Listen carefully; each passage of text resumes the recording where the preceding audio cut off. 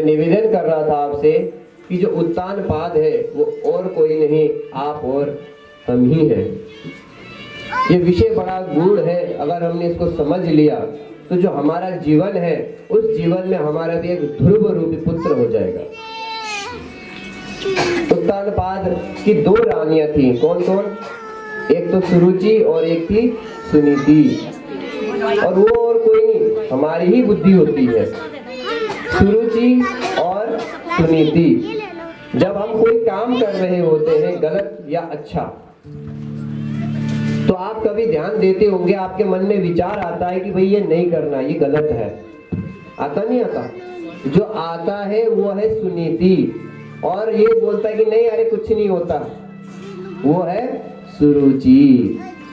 जैसे उदाहरण के लिए हम बोलते हैं कि हमें चटपटा चाहिए, बाहर जाकर फास्ट फूड खाएंगे, तो जो सुरुचि है वो तो चाहती है कि जिह्वा, जो हमारा जीव है उसको चटपटा प्राप्त हो, किंतु सुनीति बोलते नहीं, इसको खाने से हमारा स्वास्थ्य खराब होगा। तो जो अपनी सुरुचि को सुनता है वो दवाइयां खाते रहता है, और जो सुनीति को सुनता है वो बिल्कुल स्वस्थ, मस्त और तंदुरुस्त रहता है। और जो सुनीति है उसका पुत्र कौन था? ध्रुव। तो अगर हम सुनीति के मार्ग में चलेंगे तो हमारे घर में भी ऐसे हमारा जो मन है, हमारा जीवन है, ध्रुव बन जाएगा, और सदा हमारा जो मन है भगवान के चरणों में ही लगा रहेगा। इसी प्रकार से जो उत्तान पाद है, उनका जो वंश था उसका कार्यकाल पूर्ण हो गया, उनके वंश में आगे कोई नहीं रहा। तो अब मनु जी महाराज ने सोचा जो मेरा दूसरा पुत्र है प्रियव्रत, उनको मैं बोलूं कि वो आगे अब राज्यभार संभाल ले, क्योंकि राज्य में कोई ना कोई राजा अवश्य चाहिए। तो उन्होंने क्या किया, अपने पुत्र को समझाने के लिए गए। तो बोलते पिताजी मैं नहीं आ रहा। बोले क्यों? क्योंकि अगर मैं गृहस्थ में गया तो मैं अभी जो भगवान का ध्यान कर रहा हूँ, जो भगवान का जप तप कर रहा हूँ, वो सब मेरा छूट जाएगा, इसीलिए मैं अब घर में नहीं आऊंगा। तो अब क्या था महाराज, आने को घर में राजी नहीं, तो वो क्या गए, ब्रह्मा जी के पास गए, और ब्रह्मा जी के पास जाकर उन्होंने ब्रह्मा जी से आग्रह किया कि जाकर उनको समझाएं। तो ब्रह्मा जी आते हैं और ब्रह्मा जी कहते हैं, हे प्रियव्रत सुनो, भयं प्रमत्तस्य वनेष्वपि स्यात् यतः स आस्ते सहसर्षपत्नः जितेन्द्रियस्यात्मरतेर्बुधस्य गृहाश्रमः किं नु करोत्यवत्यम्। तो क्या बोलते हैं, भयं प्रमत्तस्य वनेष्वपि स्यात्। जो व्यक्ति ये चाहता है कि मैं भगवान को प्राप्त करूं, ये सोचकर वो जंगल जाता है, लेकिन उसका मन अभी संसार से तृप्त नहीं हुआ है, और वो सोच रहा है कि मैं कंदराओं में जाऊं, गुफाओं में जाऊं, और वहां जाकर मैं भगवान को पा लूंगा। तो कहते हैं भयं प्रमत्तस्य वनेष्वपि स्यात्। आसपास में भले कोई ना हो, लेकिन फिर भी उसको भय सदा बना रहेगा। संसार की लिप्त जो आशा है, जो मन की लालसा है, क्योंकि व्यक्ति ने मन की लालसाओं को नहीं जीता और कंदराओं में गया है, फिर भी उसके मन में रहेगा कि जलेबी का स्वाद कैसा है, चौमिन का स्वाद कैसा है, मोमो का स्वाद कैसा है, मेरा बेटा क्या कर रहा होगा, मेरा पोता क्या कर रहा होगा, कैसे रह रहे होंगे। सब रह तो वह तपस्या करने के लिए गया होगा, लेकिन ध्यान सारा का सारा उसका कहाँ होगा, संसार में होगा। लेकिन जितेन्द्रियस्यात्मरतेर्बुधस्य गृहाश्रमः किं नु करोत्यवत्यम्। बोले जो अपने इंद्रियों को जीता हुआ है, इंद्रियां कौन कौन सी, पंच ज्ञानेंद्रिय और पंच कर्मेंद्रियां, इन 10 इंद्रियों के ऊपर जिसने विजय प्राप्त किया हुआ है, वो जैसे आपने देखा होगा पूर्व पहले के समय में राजा लोग किस में रहते थे, एक किला बनाकर। आप अभी दिल्ली जाएंगे, दिल्ली में भी बहुत सारे किले दिखेंगे आपको। जयपुर में तो बहुत ही है, अलग अलग किले बहुत सारे बने टापू में, आप देखेंगे पहाड़ों में, लाल किला आदि। तो जो राजा अपने किले में रहकर युद्ध करता है, उसके युद्ध में जीतने की संभावनाएं जो मैदान में है उससे अपेक्षा अधिक रहते हैं, क्योंकि सारी व्यवस्थाएं उसकी वहां पर है कि कब आक्रमणकारी आएगा और मैं कैसे उसको मारूंगा, कैसे उसके ऊपर विजय प्राप्त करूंगा। सारी योजनाएं उसकी वहां पर रहती हैं, इसलिए वो जीत सकता है। इसी प्रकार से जो व्यक्ति इंद्रियों को जीता हुआ है, अपने नगर रूपी किले में रहता है, अर्थात घर में रह रहा है, इंद्रियों को जीता हुआ है, उसको वन जाने की आवश्यकता ही नहीं, वो भगवान को स्वतः ही प्राप्त कर सकता है। सरलता से उसका मन पूजा में ध्यान लगा रहता है, वो अपने जीवन को उत्कृष्ट कर सकता है। इस प्रकार से उन्होंने समझाया। बोले गृहस्थ आश्रम तुम्हें कुछ नहीं बिगाड़ेगा अगर तुम्हारी इंद्रिया तुम्हारे वश में है तो इस प्रकार से उन्होंने समझाया, और समझाने पर उनकी बात मान गए और मानकर वो आए हैं और उन्होंने गृहस्थाश्रम को स्वीकार किया है। और विश्वकर्मा की जो पुत्री बर्हिष्मति है उसके साथ उन्होंने विवाह किया है। बोले हे राजन, एक समय की बात है, प्रियव्रत ने सोचा दिन में तो लोग खूब काम करते हैं और रात को लोग क्या करते हैं, सोते हैं। अब लगभग दिन में 8 से 10 घंटे काम कर पाते हैं और लगभग 24 घंटे में से 10 घंटे गए तो बचे 14 घंटे, ये तो सो के बिताते हैं, सो के या ऐसी। बोले यदि ये रात्रि ही ना हो तो कम से कम लोग ज्यादा तो काम कर लेंगे, ऐसा उन्होंने सोचा। और एक बड़ा तेजोमय रथ का उन्होंने निर्माण किया और जिधर सूर्य है उसके विपरीत, जहां सूर्य रात करने के लिए जाते वो उजाला कर देते। अब क्या था महाराज, एक दिन बीता, 2 दिन बीता, 3 दिन बीता, 4 दिन बीता। अब सोचिए हमारी हालत एक बार कल्पना करके देखें, अगर रात को जगे, दिन में भी जगे, सोने को न मिले तो क्या हालत होगी। अगर कथा में बैठ रहे होंगे या कहीं झपकी आ रही होगी, शरीर निद्रा मांगती है, तो बेचारे लोग परेशान। बोले 7 दिन, एक दिन नहीं, 2 दिन नहीं, पूरे 7 दिन उन्होंने ऐसा परिक्रमा किया। ये बात पता चल गई ब्रह्मा जी को। ब्रह्मा जी आए और समझाते, बोले ठहर जाओ। बोले सृष्टि की हमने प्रकृति बनाई है, नियम बनाए हैं।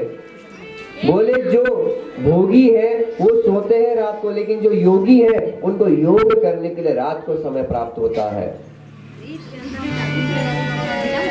क्योंकि रात्रि को सब शांत होता है। कितनी भी गर्मी हो, आप छत में बैठ जाइए, रात को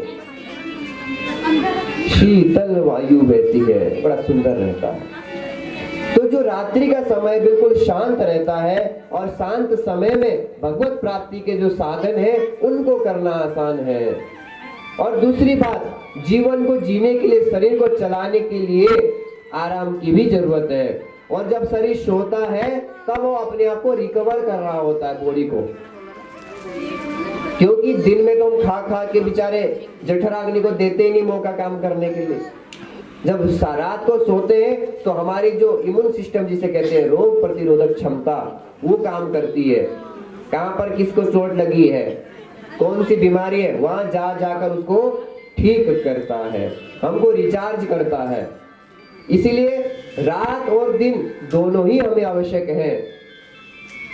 इसीलिए हे राजन, तुम इस कार्य को ना करो, क्योंकि जो योगी होगा, कार्य करने वाला है, वो कभी भी करेगा। लेकिन जो अन्य जो लोग हैं उनको दिन और रात्रि दोनों चाहिए, और रात्रि नहीं होगी तो दिन के उजाले का महत्व भी नहीं होगा। जैसे हम कई बार कहते थे ना, हमें ऑफिस से, स्कूल से छुट्टी मिल जाए, कई बार मन में होता था काश ऑफिस ही न जाना पड़े, कई काम करने वाले होते हैं। बच्चे सोचते थे स्कूल ही ना जाना पड़े, बड़ा आनंद आएगा, लेकिन जब लॉकडाउन लगा तब सोच रहे कि काश स्कूल दोबारा खुल जाए और काम दोबारा चालू हो जाए। व्यक्ति अधिक समय तक एक स्थिति में नहीं रह सकता। संसरति इति संसारः, संसार की प्रकृति क्या है? चलायमान, एक जगह नहीं रुक सकती। जब वो चलती है तभी जाकर रहती है स्वस्थ, और जब अगर प्रकृति नहीं चली तो फिर नहीं चलेगा। इस प्रकार से उन्होंने समझाया, और समझाने पर उनको समझ में आया, और तब तक उनके जो 7 उन्होंने परिक्रमा किया था, पहले एक पृथ्वी का एक ही द्वीप था, लेकिन जब उन्होंने परिक्रमा किया तो 7 द्वीप बन गए, सप्त द्वीपा वसुंधरा। तब से हमारी पृथ्वी कितने द्वीप बढ़ गई? 7। और कहते हैं प्रियाव्रत कृतं कर्म को नो कुर्याद्विनेश्वर। बोले जो कर्म प्रियव्रत ने किया वो कोई और नहीं कर सकता, भगवान के अलावा, ईश्वर के अलावा कोई नहीं कर सकता। और उन्होंने क्या किया, जो 7 द्वीप थे उन 7 द्वीपों को अपने पुत्रों को बांट दिया, और इस प्रकार से उन्होंने गृहस्थ आश्रम को जो था उसको उन्होंने जो पुत्र है उनको दिया, और जाने से अब वानप्रस्थ आश्रम में जाने का समय हो रहा है, तो उन्होंने क्या किया, ऋषभ देव जी ने अपने सभी पुत्रों को बिठाया, और जब उनको बिठाया और बोले सुनो, नायम देहो देह भाजाम नृलोके कष्टान कामानर्हति विड़भुजां ये तपो दिव्यं पुत्रकायेन सत्वं सुतेदस्मात् ब्रह्म सौख्यं त्वनन्तम्। क्या सिखा रहे अपने बच्चों को? क्या सिखा रहे कि नायम देहो देह भाजाम नृलोके। बोले शरीर हमें क्यों मिला है? क्यों मिला है? खाना खाने के लिए, सोने के लिए, एक दूसरे से लड़ने के लिए, संतानों की उत्पत्ति करने के लिए, इसीलिए मिला है क्या? इसका वास्तविक लक्ष्य क्या है? क्योंकि जो ये काम है ये तो एक पशु भी करता है। आहार निद्रा भयमैथुनं च सामान्यमेतत् पशुभिर्नराणाम्। क्या? खाना पीना, लड़ना झगड़ना, डर, सब कुछ पशु में भी तो है और हम में भी है। तो हम में और पशु में अंतर क्या रह जाएगा? एक बार की बात है महाराज, जो जानवर थे सभी जानवरों को आया क्रोध। बोले क्या कि बोले सर्वश्रेष्ठ कृति मानव कैसे हो सकती है? बोले हम भी तो इतने सुंदर सुंदर हैं। बोलते हैं कि बड़े शेर की तरह जिगर है। तो बोले बड़ा कौन हुआ? शेर। बोले मुझसे बड़ा जिगर किसी का है क्या? शेर हाथी को भी नहीं छोड़ता। और क्या कहते? हिरनी जैसी चाल। बोलते चलने का जो तरीका देखो हिरन की तरह चल रहे हैं। तो बोले उदाहरण किसका दिया जा रहा है? हिरण का। तो श्रेष्ठ कौन हुआ? हिरन ही हुआ। इस प्रकार से जो सुंदरता है मोर की तरह देते हैं। नृत्य बताओ मोर की तरह नाच रहे हैं। बोले नाचते समय किसका उदाहरण देते हैं? बोले मोर की तरह। इस प्रकार से सब बात बोलने लगे आपस में। बोले मानव तुम ये बताओ तुम श्रेष्ठ क्यों हो? तुम में और हम में अंतर क्या है? तो क्या कहते हैं? धर्मो हि देशाम अधिको विशेष धर्मेण हीना पशुभिर्नराणाम्। जीव जंतुओं में और मनुष्य में अंतर एक है कि मनुष्य धर्म कर्म कर सकता है, क्या सही है क्या गलत है इसका निर्णय ले सकता है, लेकिन पशु सही गलत धर्म इसका निर्णय नहीं ले सकते। तो हम मनुष्य योनि में आकर भी अगर हम सही गलत का निर्णय नहीं ले पा रहे हैं विवेक ही नहीं हो पा रहे हैं, धर्म को नहीं कर रहे हैं, तो हम में और पशु में कोई अंतर है क्या? प्रेम से बोलिए। इसी प्रकार से पुत्र को समझाते हैं, पुत्रों, इस शरीर का वास्तविक, इस जीवन का वास्तविक जो लक्ष्य है वो भगवत प्राप्ति है। जैसे भागवत के आपको प्रारंभ में बता दिया था कि प्रथम शब्द है जन्म और अंतिम शब्द है परम। जन्म हुआ है परम की प्राप्ति के लिए, न कि इस संसार में ही भटकने के लिए। ये तो एक हमें सेवा दी गई है कि हमें अपनी गृहस्थ धर्म को चलाते हुए भगवत प्राप्ति करनी है। इस प्रकार से उन्होंने ज्ञान दिया है और ज्ञान देकर उन्होंने अपने बच्चों में राज्य का विस्तार किया है, बांट दिया है। बांट कर वो जंगल की ओर चले। इतने बड़े, क्योंकि भगवान के स्वरूप है वो सीधा, तो लोग आने लगे, महाराज ऋषभ देव जी हैं, हमारे कष्टों को दूर करेंगे, तो सब आने लगे। अब उनका ध्यान भंग होने लगा। उन्होंने देखा कि लोग आके बहुत परेशान कर रहे हैं, तो उन्होंने मल मूत्र अपने कपड़ों में त्यागना शुरू कर दिया। अब कल्पना करके देखिए, अगर किसी का मल मूत्र अगर कपड़ों में ही हो तो दूर भागेंगे नहीं भागेंगे? लेकिन यहाँ पर क्या लिखा है भागवत में? तस्याहाया पुरीश सुरिसौ गंधयुतम देशम दश योजन समन्ता सुरभि चकार। क्या लिखा है? बोले उनके मल से 10 योजन तक सुगंधी फैलती थी, दुर्गंध नहीं आता था। इतने श्रेष्ठ थे वो। उनकी श्रेष्ठता को देखकर सिद्धियां वहां पर आ गई नतमस्तक होकर। बोले महाराज हमको स्वीकार लो। सिद्धियां जानते हैं? अणिमा, लघिमा, महिमा आदि। व्यक्ति एक सिद्धि को पाने के लिए पता नहीं मार्केट में जाके पता नहीं क्या क्या क्या क्या नहीं करते, लेकिन यहाँ पर सारे के सारे अष्ट सिद्धि, हनुमान जी को कहते नवनिधि के दाता, वो सारे की सारी जो सिद्धियां हैं आ गई। बोले हमको स्वीकार लो, हमको रख लो। लेकिन ऋषभ देव जी कहते हैं कि न कुर्यात् करिचित् सख्यम मनसि यनवस्थिते। बोले मन के ऊपर कभी किसी को भरोसा नहीं करना चाहिए। कब ये बदल जाए इसका भरोसा नहीं है। मोहिनी का रूप देखकर भगवान शंकर तक जब फिसल सकते हैं तो हम और आप क्या हैं? तो इसलिए उन्होंने उन सिद्धियों को नहीं लिया, लौटा दिया।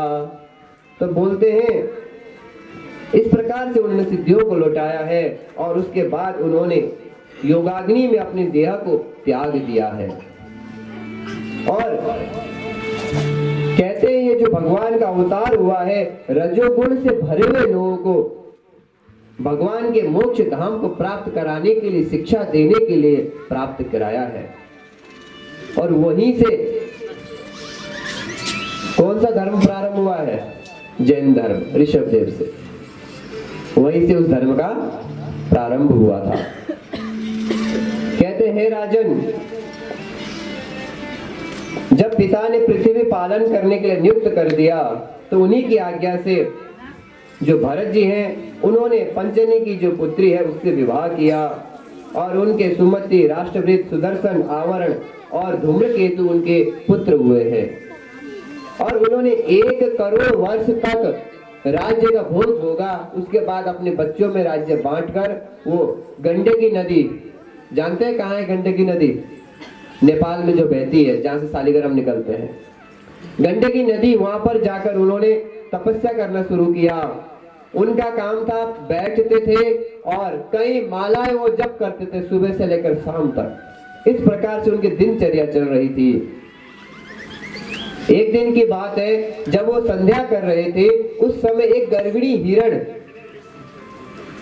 शेर के भगाने से डर के कारण वो छलांग मार रही थी और वो गर्विणी थी, इसलिए उसका जो बच्चा था वो नदी में गिर गया और हिरण वही मर गई। अब क्या था महाराज, जो उनके सामने ऐसा हो रहा था तो उनको दया आई और दया आने के कारण उन्होंने उस बच्चे को उठाया और अपने आश्रम में ले गए। आश्रम में ले जाकर उन्होंने उसकी सेवा करने लगी और उसकी सेवा की तो वो बिल्कुल स्वस्थ हो गया। अब तो इधर से उधर उछल उछल के चलने लगा। आप लोगों ने देखा होगा टीवी में या कभी जू गए होंगे चिड़ियाघर में, तो कितने सुंदर लगते हैं हिरण के बच्चे। और वृंदावन कोई गए हो तो रमण रेती में भी वहाँ बहुत सारे हिरण देखने को मिलते हैं, कोई सिंग वाले भी हैं और बिना सिंग वाले भी हैं, तो बड़ा सुंदर आपको दिखता है।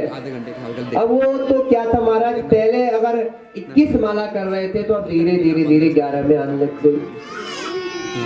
अब तो जब वो जप करने बैठते तब तक हिरण का बच्चा गोदी में आकर उनको चाटने लगता। एक बार कल्पना करके देखिए उनकी स्थिति। अब कोई ऐसा बच्चा अगर आके हमको चाटने लगे तो हम क्या करेंगे? माला जपते रहेंगे, उसको गोदी में लेके खेलने लगेंगे, क्या करने लगेंगे? हम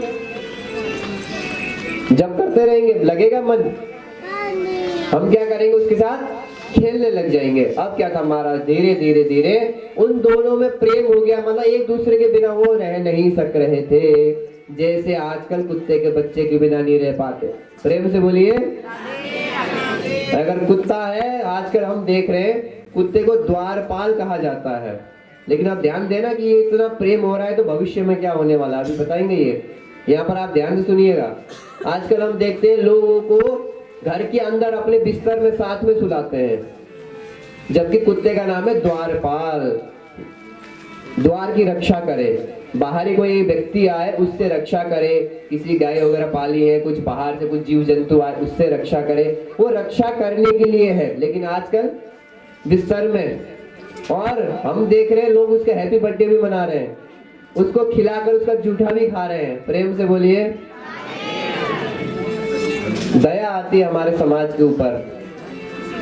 तो अब देखिए उनका क्या हश्र होने वाला है भविष्य में। अब देखिए जैसे इनका प्रेम हो गया उसके साथ, अब जब वो बड़ा हुआ तो एक दिन खेलते खेलते वो कहीं दूर चला गया। अब तो क्या था महाराज, भरत जी महाराज ढूंढते गए, इधर भी जंगल में, उधर भी जंगल में, उधर भी जंगल में, उधर भी, चारों तरफ वो ढूंढ रहे हैं, लेकिन उनको बच्चा नहीं मिला। अब तो बड़े दुखी हो रहे हैं, मन से बिल्कुल उनका उग्रता हो रहा है कि कहां गया होगा, कहां गया होगा, कहां गया होगा। सोच सोच कर उनका इतना डिप्रेशन हो गया, जैसे कहते हैं तनाव। आजकल ज्यादातर लोग फांसी क्यों करते हैं अपने इसमें? तनाव के कारण। जब अधिक तनाव हो जाता है, व्यक्ति झेल नहीं सकता उन तनावों को, तो आत्महत्या कर लेता है। मन की बिल्कुल संकुचिता। तो इसी प्रकार से वो भी व्याकुल हुए उसके प्रति, उसको सोच सोच कर उन्होंने अपना जीवन वहीं पर त्याग दिया। और भगवान ने गीता में 8 अध्याय के 6 श्लोक में क्या बोला है? यम यम वापि स्मरन् भावं त्यजत्यन्ते कलेवरम तम तमेवैति कौन्तेय सदा तद्भाव भाविता। क्या?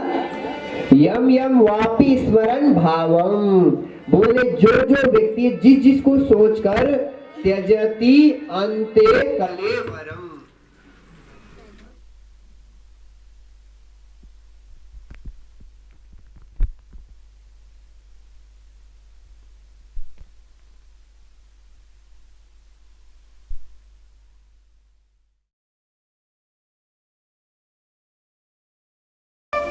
प्रेम से बोलिए। उसको काम क्या दिया था? बोले खेत खोद, उन्होंने खोद ही दिया पूरा। जड़ भरत जी जानबूझकर ऐसा करते थे ताकि अगर मैं अच्छा काम करूंगा तो दोबारा काम न लगाए। कई सारे लोग इतने चालू होते हैं कि जिसको गाड़ी चलानी आती है ना, अब भाई कहीं शादी विवाह में गए, हो सकता है काम लगा दे, तो इसलिए बोलते भैया मुझे गाड़ी चलानी तो नहीं आती, मुझे खाना पकाना तो नहीं आता, कुछ ना कुछ बहाना मार के बोल देंगे मुझे नहीं आता। अगर आता है बोल देंगे तो करना पड़ेगा। तो जड़ भरत जी ने सोचा अब इन भैया बाबू को परेशान करना भी उचित नहीं है। कोई निकल गए जंगल की ओर, और उस क्षेत्र में एक बोल रहते थे दस्युराज, और उन्होंने क्या कर रखा था? संकल्प ले रखा था नरबलि का, और जिसको नरबलि देना था उसको क्या है? बांध के रखा हुआ था, लेके जा रहे थे काली माता के पास, और वो बेचारा कैसे तैसे करके रात को भाग गया। अब क्या था महाराज, वो भाग गया, खोजते खोजते आए तो जड़ भरत जी सामने मिले। बोले हो गया तो क्या हुआ, ये है मोटा तगड़ा, माता जी और खुशी होंगी। तो उसको पकड़ के लेके आए। अब लेके आए उसको पकड़ के और सोचे आओ बैठो खूब खाओ, तो उनको पेट भर भर के खाना खिलाया। भरत जी ने सोचा बढ़िया है, आनंद है। अब उसके बाद उन्होंने क्या किया, बोले चलो अब प्रसादी तुमने पा ली, अब चलो माता जी के दर्शन करने।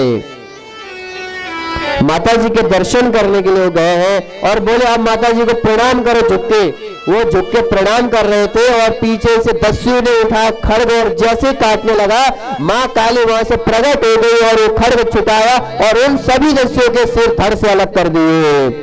बोले भद्रकाली माता की। माता ने सोचा ऐसे दिव्य ब्राह्मण का अगर मेरे आंगन में अगर वध हुआ तो मेरे ऊपर कलंक लग जाएगा, तो उन्होंने उनका सिर धड़ से उगाड़ कर दिया है।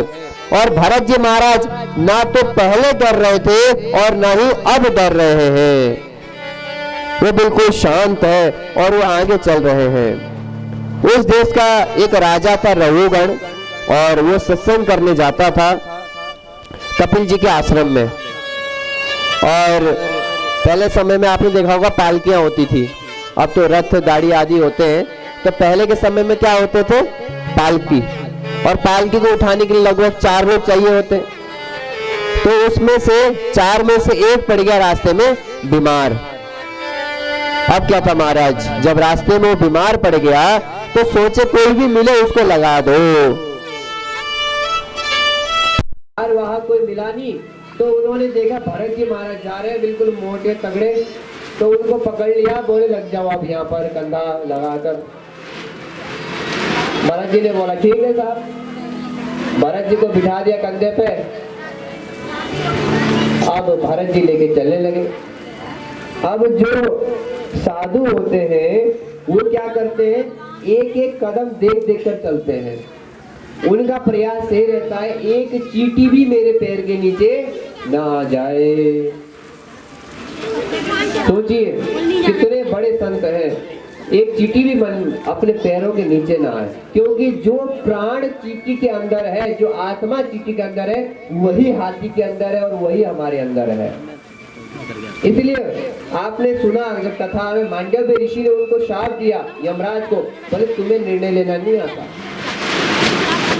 मांडवी जी ने बचपन में गलती से किसी तितली के अंदर बड़ा सा एक कांटा चुभो दिया था, तो उनको सूली में चढ़ना पड़ गया था। तो इसीलिए कभी भी हमें प्रयास करना चाहिए अनावश्यक किसी भी जीव जंतु की हत्या ना करें। प्रयास करें, साफ सफाई रखेंगे तो स्वयं आएंगे। तो इस प्रकार से उन्होंने थे, वो आराम से चल रहे थे और चलते चलते आगे चल रहे थे और देखा चींटी आई, उछल के चलने लगे। जब उछल के चलने लगे हैं वो, तो जब उछलेंगे तो ऊपर का सिर जो है वो लगेगा पालकी पे, और जब पालकी पे लगा तो बड़ा क्रोध आया। बोले अरे देखो बेचारा नया नया है, भार ढोड़ा दुबला पतला सा। भरत जी कोई मतलब नहीं चलता है। थोड़ा आगे चले, फिर चींटियां मिली, फिर उछले, फिर उनका सिर लगा ऊपर, तो बड़ा क्रोध आया। बोले अरे दंड पाणी रीव चिकित्सा करोमी। बोले जैसे यमराज चिकित्सा करते हैं वैसे ही मैं चिकित्सा करूंगा। तो इस प्रकार से बार बार गालियां दे रहे थे, तो उनको मन में आया कि कहीं इसको मेरे कंधे पर है, कोई साधु के कंधे में हो और उसको पाप लगे, क्योंकि साधु को, ब्राह्मण संतों को, माता पिता आदि किसी को भी अब शब्द कहना बहुत बड़ा पाप होता है। तो मेरे को गालियां दे रहा बेचारे को ऊपर पाप चढ़ेगा। इसलिए आप बोलते हैं कि राजन चिंता मत करो, जो आप कह रहे हो बिल्कुल सही कह रहे हो। शरीर के लिए मोटा होना, पतला होना सब शरीर के धर्म है। जब ऐसे शब्द सुने तो राजा चक्का बक्का रह गया। बोले कोई सामान्य व्यक्ति ऐसे शब्द तो नहीं बोल सकता। पालकी से सिर बाहर निकाला और देखते इतनी मोटी जनेऊ कंधे पर है। तो जिस इस प्रकार से देखा तो ब्राह्मण का इतना मोटा जनेऊ दिखा, तो बोले पालकी रोको। नीचे उतरते हैं और उतर कर उनके चरणों में पड़ते हैं। बोले महाराज आप कौन हैं ये बताइए, क्योंकि ना हम विशंगे सुरराज वज्रान। बोले मैं जो इंद्र है उसके वज्र से नहीं डरता, शिव जी के त्रिशूल से नहीं डरता, लेकिन ब्राह्मण संतों का अपराध से मैं डरता हूँ, इसलिए मुझे क्षमा करिए, आप कौन है बताइए। बोले महाराज आपने ये कहा शरीर का धर्म है पतला मोटा दुबला होना, और बोले आत्मा को तो कोई असर नहीं पड़ता। लेकिन एक बात बताइए महाराज, सत्संग तो हम भी सुनते हैं और हमने भी थोड़ा अनुभव किया, युद्ध आदि कर्मों में श्रम होते हुए देखा है। बोले जैसे किसी व्यक्ति ने बटलोई में अर्थात घड़े में या किसी कुकर में आज के समय में देख ले, उसके अंदर जल, उसके अंदर चावल रख दिया, नीचे से आग जला दिया, तो थोड़ी देर में आग क्या करती है, कुकर को गर्म करती है और वो जल चावल को गर्म करती है और चावल गल जाता है। इसी प्रकार से शरीर को श्रम होता है तो आत्मा को भी होता है। बोले अरे राजा है तो मूर्ख, लेकिन बात विद्वानों वाली करता है। उदाहरण तुम दे रहे हो आत्मा का, किसके साथ?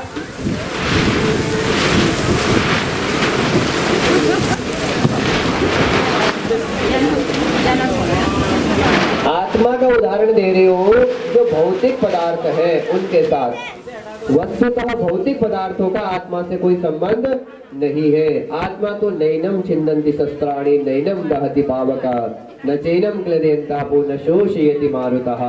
जो आत्मा है वो तो ना तो शस्त्रों से काटी जाती है और न जल से गीला होता है, न वायु से सुखा पाती है, वो तो अजर अमर है। हे राजन, कौन न सुख कर दुख कर दाता, निज कृत कर्म भोग सब भ्राता। हे राजन, हमें लगता है कि हमें अमुक व्यक्ति अमुक से दुख प्राप्ति हो रही है, लेकिन वो सब कर्म के ही फल है। तुम्हें गर्व है मैं राजा हूँ। पूर्व समय में तुमने भरत का नाम सुना होगा, मैं वही था। 1 करोड़ वर्ष मैंने राज्य किया था, लेकिन फिर मैंने हिरण का जन्म लिया उसके ऊपर चिंतन करके, और आज मैं पहली बार बोला हूँ तुम्हारे लिए। इसलिए हे राजन, भगवान का चिंतन करो। जब तुम भगवान का चिंतन करोगे तो भवाटवी से सदा दूर हो जाओगे। तो आइए हम भी कुछ क्षण भगवान नाम चिंतन कर ले, जिससे कि जो हम भवाटवी रूपी संसार है इस संसार से उभर जाए और अपने आत्म ज्ञान को हम प्राप्त कर पाए। जब अंतिम अवस्था आता है मरने का, तो हे नारायण बचाओ, हे नारायण बचाओ बोल रहे होते, यमदूत उसको लेके जाने वाले होते हैं, लेकिन भगवान के पार्षद आकर बोलते हैं कि तुम यहाँ से निकलो, क्योंकि इन्होंने मेरे प्रभु का नाम लिया है। तो उनको वहां से भेज देते हैं और ये सारा जो संवाद है वो देख रहे होते हैं। कथा तो बड़ी विस्तार से, लेकिन आज समय हमारा ऐसा है, तो आप पुनः जब कभी कथा होगी तो उस समय भगवान की इच्छा से पूर्ण सरलता से और बिल्कुल विस्तार पूर्वक हम सुनेंगे। तो भगवान का नाम लेते हैं और वो इस विषय को देखते हैं और पार्षद भी छोड़कर जाते हैं। उन्होंने समझ लिया कि एक बार मैंने नारायण का नाम लिया अपने बेटे का, तो इतना अच्छा हुआ कि भगवान के पार्षद बचाने आ गए। मैं सदा भगवान का नाम लूं तो क्या ही नहीं हो सकता। तो भगवान का भजन करने लगे और इस प्रकार से उन्होंने अपना जीवन भगवान के चरणों में ही उन्होंने अर्पित कर दिया। उसके पश्चात कथा आती वृत्रासुर की। कहते हैं कि जो वृत्रासुर है, एक समय की बात है, जो बृहस्पति थे देवताओं के गुरु थे, लेकिन उन्होंने देवताओं ने अनादर किया, इसलिए जो विश्वरूप है उनको गुरु बनाया। तो विश्वरूप इंद्र के गुरु बने। उन्होंने नारायण कवच का उन्होंने पाठ करवाया, उनको सिखाया है।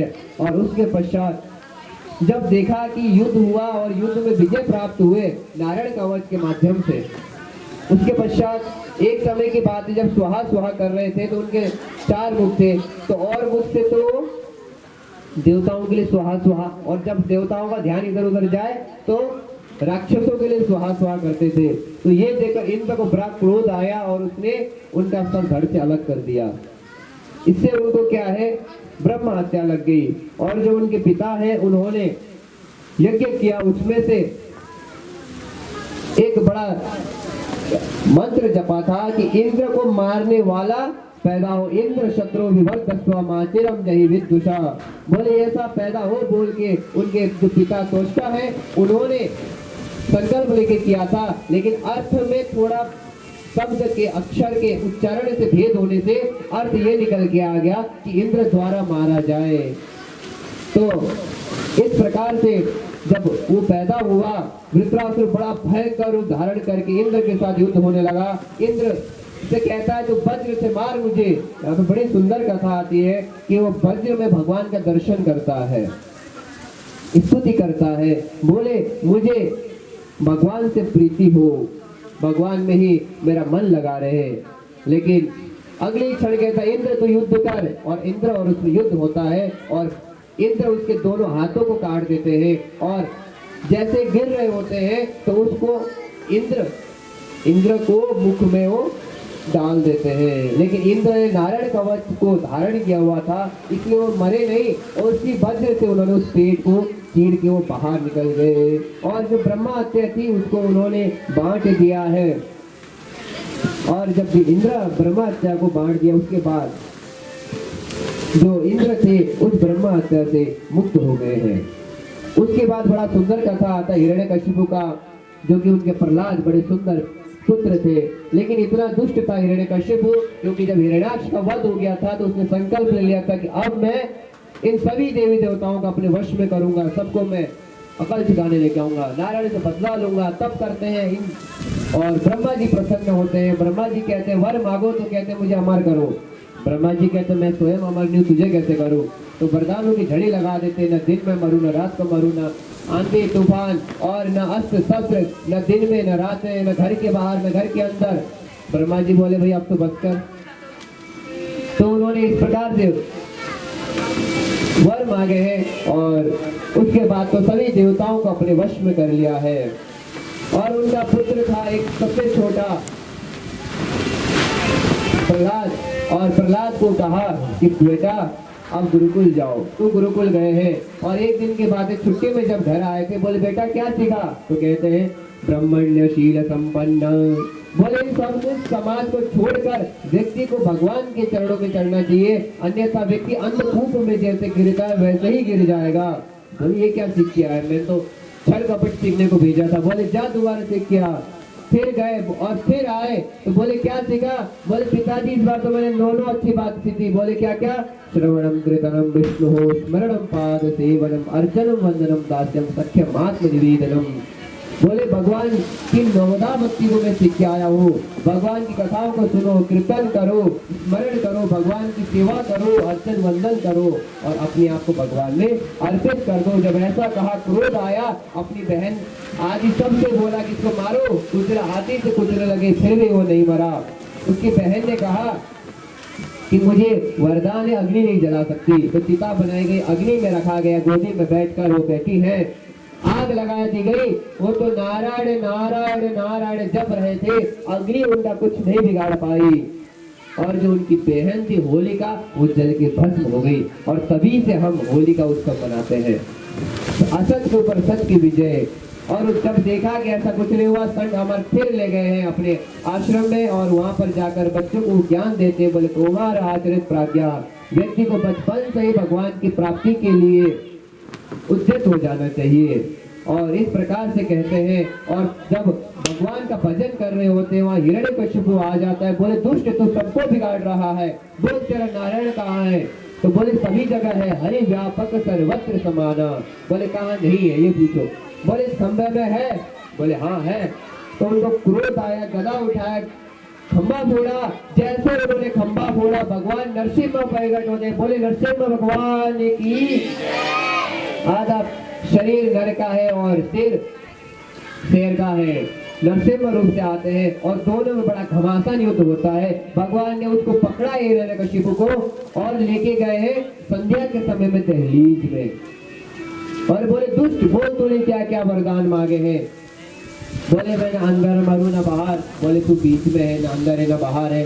मैं अस्त्र शस्त्र से न मरू, न किसी मानव से मरू। तो बोले मैं मानव दिख रहा हूँ? मैं मानव नहीं हूँ, नरसिंह हूँ। तुझे तो मैं अपने नाखूनों से चीर के मारूंगा। और बोले किसी महीने में न मरू 12। तो ये बोले अधिक मास के लिए बनाए मैंने स्पेशल, जो इस साल आ भी रहा है अगस्त के महीने के आसपास। तो बोले अधिक मास मैंने तेरे लिए बनाया है। इस प्रकार से कहकर भगवान ने उसका साथ छाती चीरा है और उसके अंतड़ियों का माला बनाकर वो चले गए। इस प्रकार उसका वध किया, चारों तरफ जय जयकार होने लगी और भगवान का क्रोध शांत नहीं हो रहा था। तो प्रहलाद से बोले सभी देव इसका क्रोध शांत करो, भगवान का तुम्हारे लिए क्रोध किया है। तो गोदी में जाकर बैठते हैं प्रहलाद और बोलते हैं कि नरसिंह भगवान बोले सब डर डर के भाग रहे, तुम क्यों डर के नहीं भाग रहे? बोले जो मेरे लिए ऐसा रूप धारण करके आया उससे मैं क्यों डरूं? शेर का बच्चा कभी डरता है क्या अपने पिता से? नहीं। तो बोले क्या वर मांगना चाहते हो, मांगो। तो बोले मेरे मन से मांगने की इच्छा ही समाप्त हो जाए, ऐसा आप कृपा करिए। तो बोलते हैं नहीं, तुम बिना मांगे नहीं रहोगे तो मैं बिना दिए भी नहीं रहूंगा। तो उन्होंने वरदान दिया, बोले तुम राज्य का सुख भोग करो, उसके पश्चात तुम मेरे ही लोक को आओगे। और बोलते जहाँ पर अंतिम में पिता, एक बात और मैं मांगना चाहता हूँ। बोले क्या? मेरे पिता को उद्धार होना चाहिए, जैसे भी हो मेरे पिता तो है। बोले तुम्हारे तरह जैसा बेटा अगर किसी कुल में पैदा हो तो एक नहीं दो नहीं पूरे 21 पीढ़ियां चढ़ जाती है, इसलिए तुम चिंता मत करो। अगर एक घर में सतपुत्र हुआ तो 21 पीढ़ियां चढ़ जाती हैं। इस प्रकार से ध्रुव आदि प्रहलाद का हमने चरित्र को श्रवण किया है और इसी से हमारा सप्तम स्कंद पूर्ण हुआ। बोलिए भागवत भगवान की। अष्टम स्कंद में मनु मनवंतरों का कथा दिया है, उसमें बड़ी सुंदर कथा आती है गजेंद्र मोक्ष की। एक बार की बात है, मलयाचल पर्वत पे जो गजेंद्र था वो भ्रमण कर रहा था और एक समय की बात है कि उसकी रानियां भी उसके साथ घूम रही थी, सरोवर में जाती है और सब क्रीड़ा कर रहे होते। संयोगवश वहां पे ग्राह होता है, उसका पेड़ पकड़ लेता है। हाथी सोचता है गजेंद्र की मुझे क्या ही बिगाड़ लेगा, ऐसा सोचकर उसको हल्के में लेता है। लेकिन जो जल का जीव है जल में भारी होता है, तो खींचने लगा अंदर, वो बाहर खींचने लगे। एक दिन बीता, 2 दिन बीता, कई दिन बीते हैं, लेकिन वो बाहर नहीं आ पाया। तो सब परिवार वाले छोड़कर चले गए और ये समझ में आ गया गजेंद्र को कि परिवार अपना कुछ नहीं होता, जब बात आती है आपत्ति की सब भाग जाते हैं। तो बस एक ही है जिनको मैं याद करता हूँ, तो भगवान को स्मरण करते हैं। भगवान सब कुछ छोड़कर वहां पर आकर मारो ग्राह राख्यो ग्राह मार्यो ग्राह राख्यो गजेहि भयो सूज सविराम भक्ति चरण बिनु भक्ति गही ग्रह प्रताप हरिधाम। पहले भगवान ने गजेंद्र से पहले ग्रह की उद्धार किया, इसीलिए कहते हैं कि भक्त का चरण पकड़ लो तो भगवान अपने आप आ जाएंगे। तो इस प्रकार से गजेंद्र का हमने श्रवण किया। उसके पश्चात समुद्र मंथन की बड़ी सुंदर लीला आती है, चतुर्दश रत्न आते हैं और उसमें सबसे पहले हलाहल विष आता है जो भगवान शंकर पीते हैं। माता लक्ष्मी पैदा होती है, नारायण जी वरते हैं और ऐरावत होता है, उसे दैत्य के जो देवता है वो लेते हैं और दैत्य घोड़ा आदि को लेते हैं। और उसके पश्चात अमृत निकलता है, दोनों में घमासान युद्ध होता है। भगवान मोहिनी का रूप धारण करते हैं और जो अमृत है वो देवताओं को पिलाते हैं और इसके बाद फिर युद्ध होता है, देवासुर संग्राम, क्योंकि देवता ने अमृत पी लिया था इसलिए वो जीत गए थे। बोलिए भागवत भगवान की। इस प्रकार से उन्होंने विजय प्राप्त कर लिया है। अब क्या था महाराज, उसके बाद संजीवनी बूटी पिलाई शुक्राचार्य जी ने, फिर जीवित हो गए। ब्राह्मणों ने यज्ञ किया। अब क्या था महाराज, बलि ने फिर चढ़ाई कर दी स्वर्ग के ऊपर और इस बार जब स्वर्ग के ऊपर चढ़ाई कर दी तो देवता लोग जीत नहीं पाए। ऐसा देखकर जो अदिति माँ है वो बड़ी दुखी होती है और अपने पति के पास आती है और कहती है कि कोई उपाय बताइए जो हमारे पुत्र को श्री दोबारा मिल जाए। तो बताते पयोव्रत का धारण करो, इससे तुम्हारा मनोकामना पूर्ण होगा। तो उन्हें पयोव्रत का विधि विधान बताया और उस पयोव्रत के प्रभाव से भगवान वामन ने उनके घर में प्राकट्य लिया। बोले वामन भगवान की। और उसके बाद बलि के यहाँ पर जाते हैं और 3 पग भूमि मांगते हैं। वो बोलते कुछ और ले लो, जो लेना है नहीं, हमें तो 3 पग ही भूमि चाहिए। बोले संकल्प करके दो। संकल्प करने वाले होते शुक्राचार्य मना करते हैं और उस जल के जो छिद्र था आने वाला जो लोटा होता है वहां पर बैठ गए। तो भगवान ने कहा इसका साफ करो, पूरा छप गया होगा। तो उसकी आंख छूट जाती है और आगे चले जाते हैं और बोलते जा तू श्रीहीन हो जा। गुरु भी शाप देते हैं और वो श्रीहीन हो जाता है। और जैसे उन्होंने संकल्प लिया कि 3 पग भूमि मिले, देखते देखते भगवान ने प्रभाकार का रूप धारण किया है और एक पग से तो उन्होंने पूरी पृथ्वी नाप ली है और भुजाओं से दिशाएं नाप ली है और दूसरे पग से पूरी त्रिलोकी को सुतल अतल तलातल वितातल महातल आदि सभी त्रिलोकी को नाप लिया है। उसके बाद बोले मैंने सब कुछ नाप लिया, अब बताओ तीसरा पैर कहाँ रखूं? तो बोलते प्रभु अब तक तो आपने मेरी संपत्ति नापी, अब तक आपने दाता को निदान नापा है, आप तीसरा पैर मेरे सिर पे रख दो। तो भगवान प्रसन्न होते सिर पे रखते हैं। बोले क्या चाहते हो, वर मांगो। तो कहते प्रभु आप मेरे ही समक्ष रहो सदा। तो भगवान उनके द्वारपाल बन के रहते हैं। माँ लक्ष्मी आती है और उनका सूत्र धारण बांध देती है जिसे कहते हैं राखी, और बोलते क्या चाहिए बताओ? तो बोले मुझे तुम्हारा द्वारपाल चाहिए। तो फिर अपने नारायण को लेके वो जाते हैं और आशीर्वाद देते हैं अगले जो इंद्र हो तुम बनो, ऐसा देकर वो वहां से प्रस्थित होते हैं। और उसके पश्चात सूर्य वंश का वर्णन किया है 9वें स्कंद में, जहाँ पर भगवान राम का बड़ा सुंदर लीला दर्शाया है। बोले दशरथ के यहाँ पर पहले पुत्र नहीं हो रहा था तो उन्होंने पुत्रेष्टि यज्ञ किया और उसके प्रभाव से राम लक्ष्मण भरत शत्रुघ्न आदि 4 पुत्र हुए हैं। और गुरुवर थे चक्राज्यो वज्रगनुवरम पद्मपद्भ्याम प्रियायाः पाणि प्रसाक्षमाभ्याम मृगनपतरुजो यो हरिंद्रानुदाभ्याम। बोले गुरु की आज्ञा के लिए उन्होंने अपना राज्य मिला हुआ त्याग दिया और जब वन में गए तो सीता का हरण हो गया और उस रावण को मारने के लिए उन्होंने सेतु बनाया और रावण का वध किया और सीता मैया को पुनः वो लेके आए हैं और पुनः उन्होंने अपना राम राज्य की स्थापना करी है, जहाँ पर किसी को कोई दुख नहीं था, किसी न आदि न व्याधि न शोक न दुख था, किसी को आदि व्याधि नहीं थी, किसी को ना कोई बुरा होता था ना कोई शोक होता था। और जब वो गए सभी को अपने साथ साकेत धाम लेके गए हैं। अब इसके बाद कहते हैं सुखदेव जी महाराज अब मैं तुमको चंद्रवंश का श्रवण कराता हूँ। चंद्रवर्षण में बोले जो देवक आदि हैं उनके जो पुत्र हैं सूरसेन आदि हुए हैं और उग्रसेन के देवक हुए हैं और सूरसेन के यहाँ पर वसुदेव हुए हैं। देवक राजा ने अपनी जो 7 पुत्रियां थी उनसे विवाह करा दी, पौरवी रोहिणी भद्रा मदिरा रोचना इला और देवकी। बोले रोहिणी का पुत्र हुआ बलराम और देवकी का कीर्तिमान सुषेण आदि, भगवान कृष्ण बलराम आदि 8 पुत्र हुए। उसके बाद भगवान ने गोकुल में चढ़ाई कर दी, कंस आदि का उद्धार किया। इस प्रकार से कथा सुना देते 9 स्कंद में। बोले भगवान कृष्ण की। परीक्षित बोलते महाराज जिसके लिए मैं अब तक भूखा प्यासा बैठा हूँ उसकी कथा पूरी शॉर्टकट मारनी, बोले विस्तार से सुनाइए। तो इस प्रकार से अब हम 9वें स्कंद पूर्ण करके 10वें स्कंद में भगवान कृष्ण की लीलाओं का प्रारंभ होता है। और यहाँ पर कहते हैं कि जब जो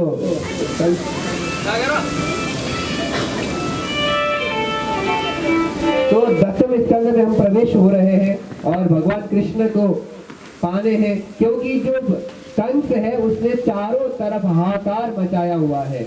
जब चारों तरफ हाहाकार मचाया हुआ है तो उससे पृथ्वी बड़ी भयभीत हुई है और भयभीत होने के कारण सभी देवताओं के साथ मिलकर भगवान की प्रार्थना करती स्तुति करती है। तो आइए हम भी भगवान की प्रार्थना करें, स्तुति करते हैं कि हे प्रभु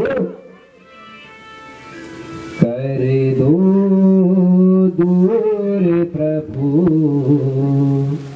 मेरे मन में अंधेरा है, कर दो दूर प्रभु मेरे मन में अंधेरा है, कर दो दूर प्रभु मेरे मन में अंधेरा है, कर दो दूर प्रभु मेरे मन में अंधेरा है।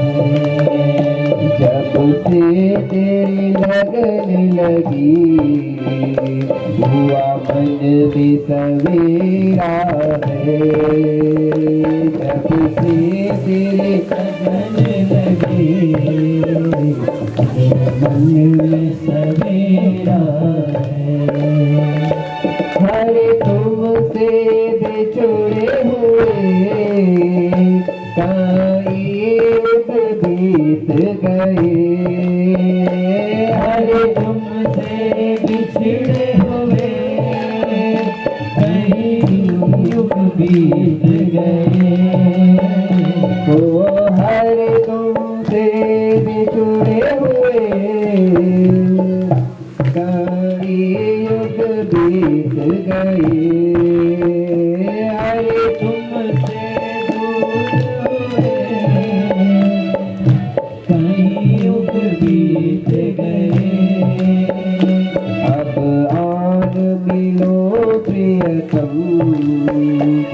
मेरे मन में प्यार तेरा है, अब आन मिलो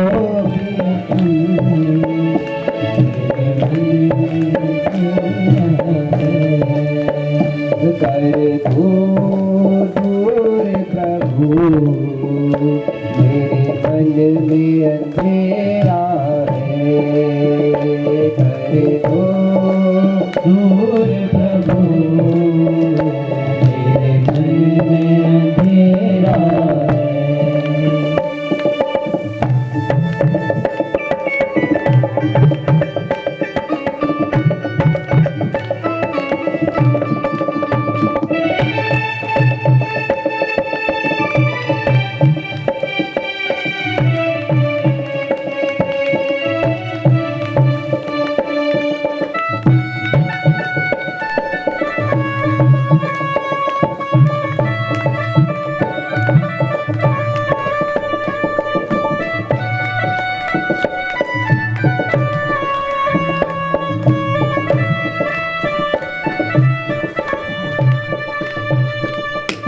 इतना तो बता दो मुझे, मेरी मंजिल है कहाँ, इतना तो बता दो मुझे, मेरी मंजिल है कहाँ, इतना तो बता दो मुझे, मेरी मंजिल है कहाँ, इतना तो बता दो मुझे, मेरी मंजिल है कहाँ।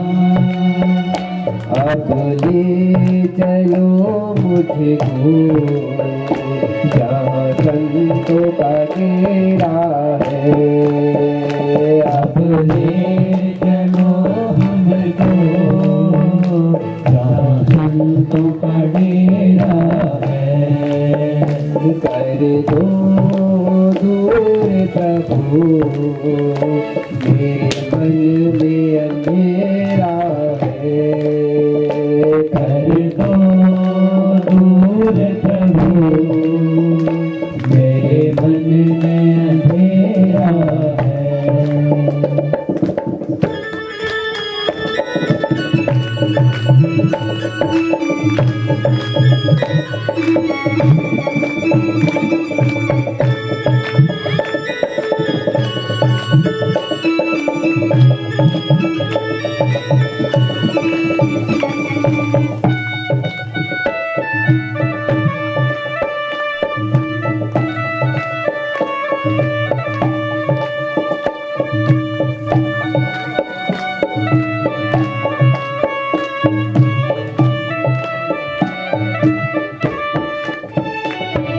दर्शन पाए बिना दर से हटेंगे नहीं, दर्शन पाए बिना दर से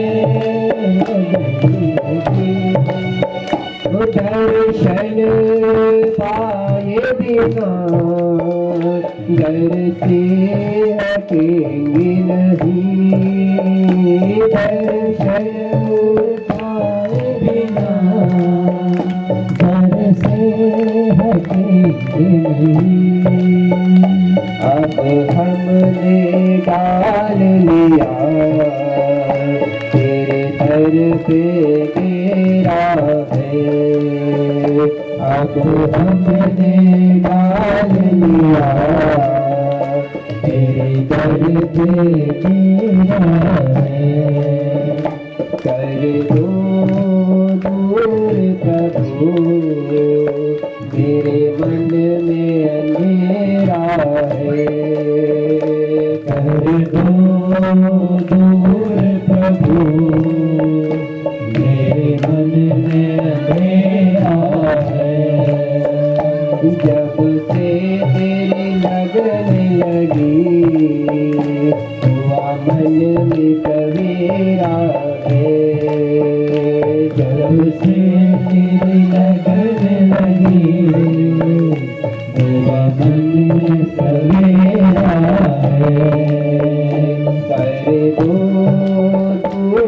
प्रभु मेरे मन में अंधेरा है। कर दो प्रभु मेरे मन में अंधेरा है। बोलिए श्री बालकृष्ण लाल की जय। अब आप बताइए, कथा को शीघ्र करें या थोड़ा चलने दें? हाँ जी, थोड़ा विश्राम से चले, आराम से। हाँ जी,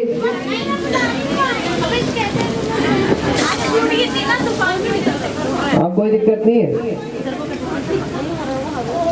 चलिए, तो फिर भगवान की जो प्राकट्य है उसको तो हम कराएंगे, लेकिन उससे पहले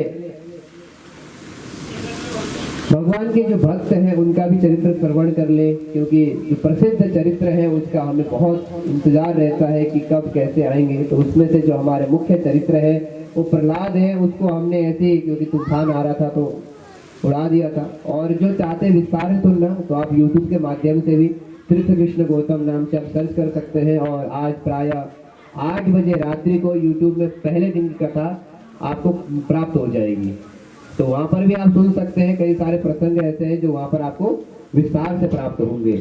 तो यहाँ पर कहा जाता है जो प्रहलाद है उन्होंने बड़ा सुंदर उपदेश दिया था अपने मित्रों को कि कौमार आचरित प्राज्ञः, और नवदा भक्ति के विषय में उन्होंने बड़ी सुंदर जो कहा बात है उसको कही थी कि जो व्यक्ति है उसको भगवान की भक्ति कैसे करनी चाहिए? नवधा रूप से। श्रवणम कीर्तनम विष्णु स्मरणम पाद सेवनम अर्चनम वंदनम दास्यम सख्यम आत्म निवेदनम। जो व्यक्ति को जो अपना ध्यान है वो भगवान में कैसे लगाना चाहिए? सबसे पहले तो श्रवणम, भगवान की लीलाओं को क्या करे? सुने।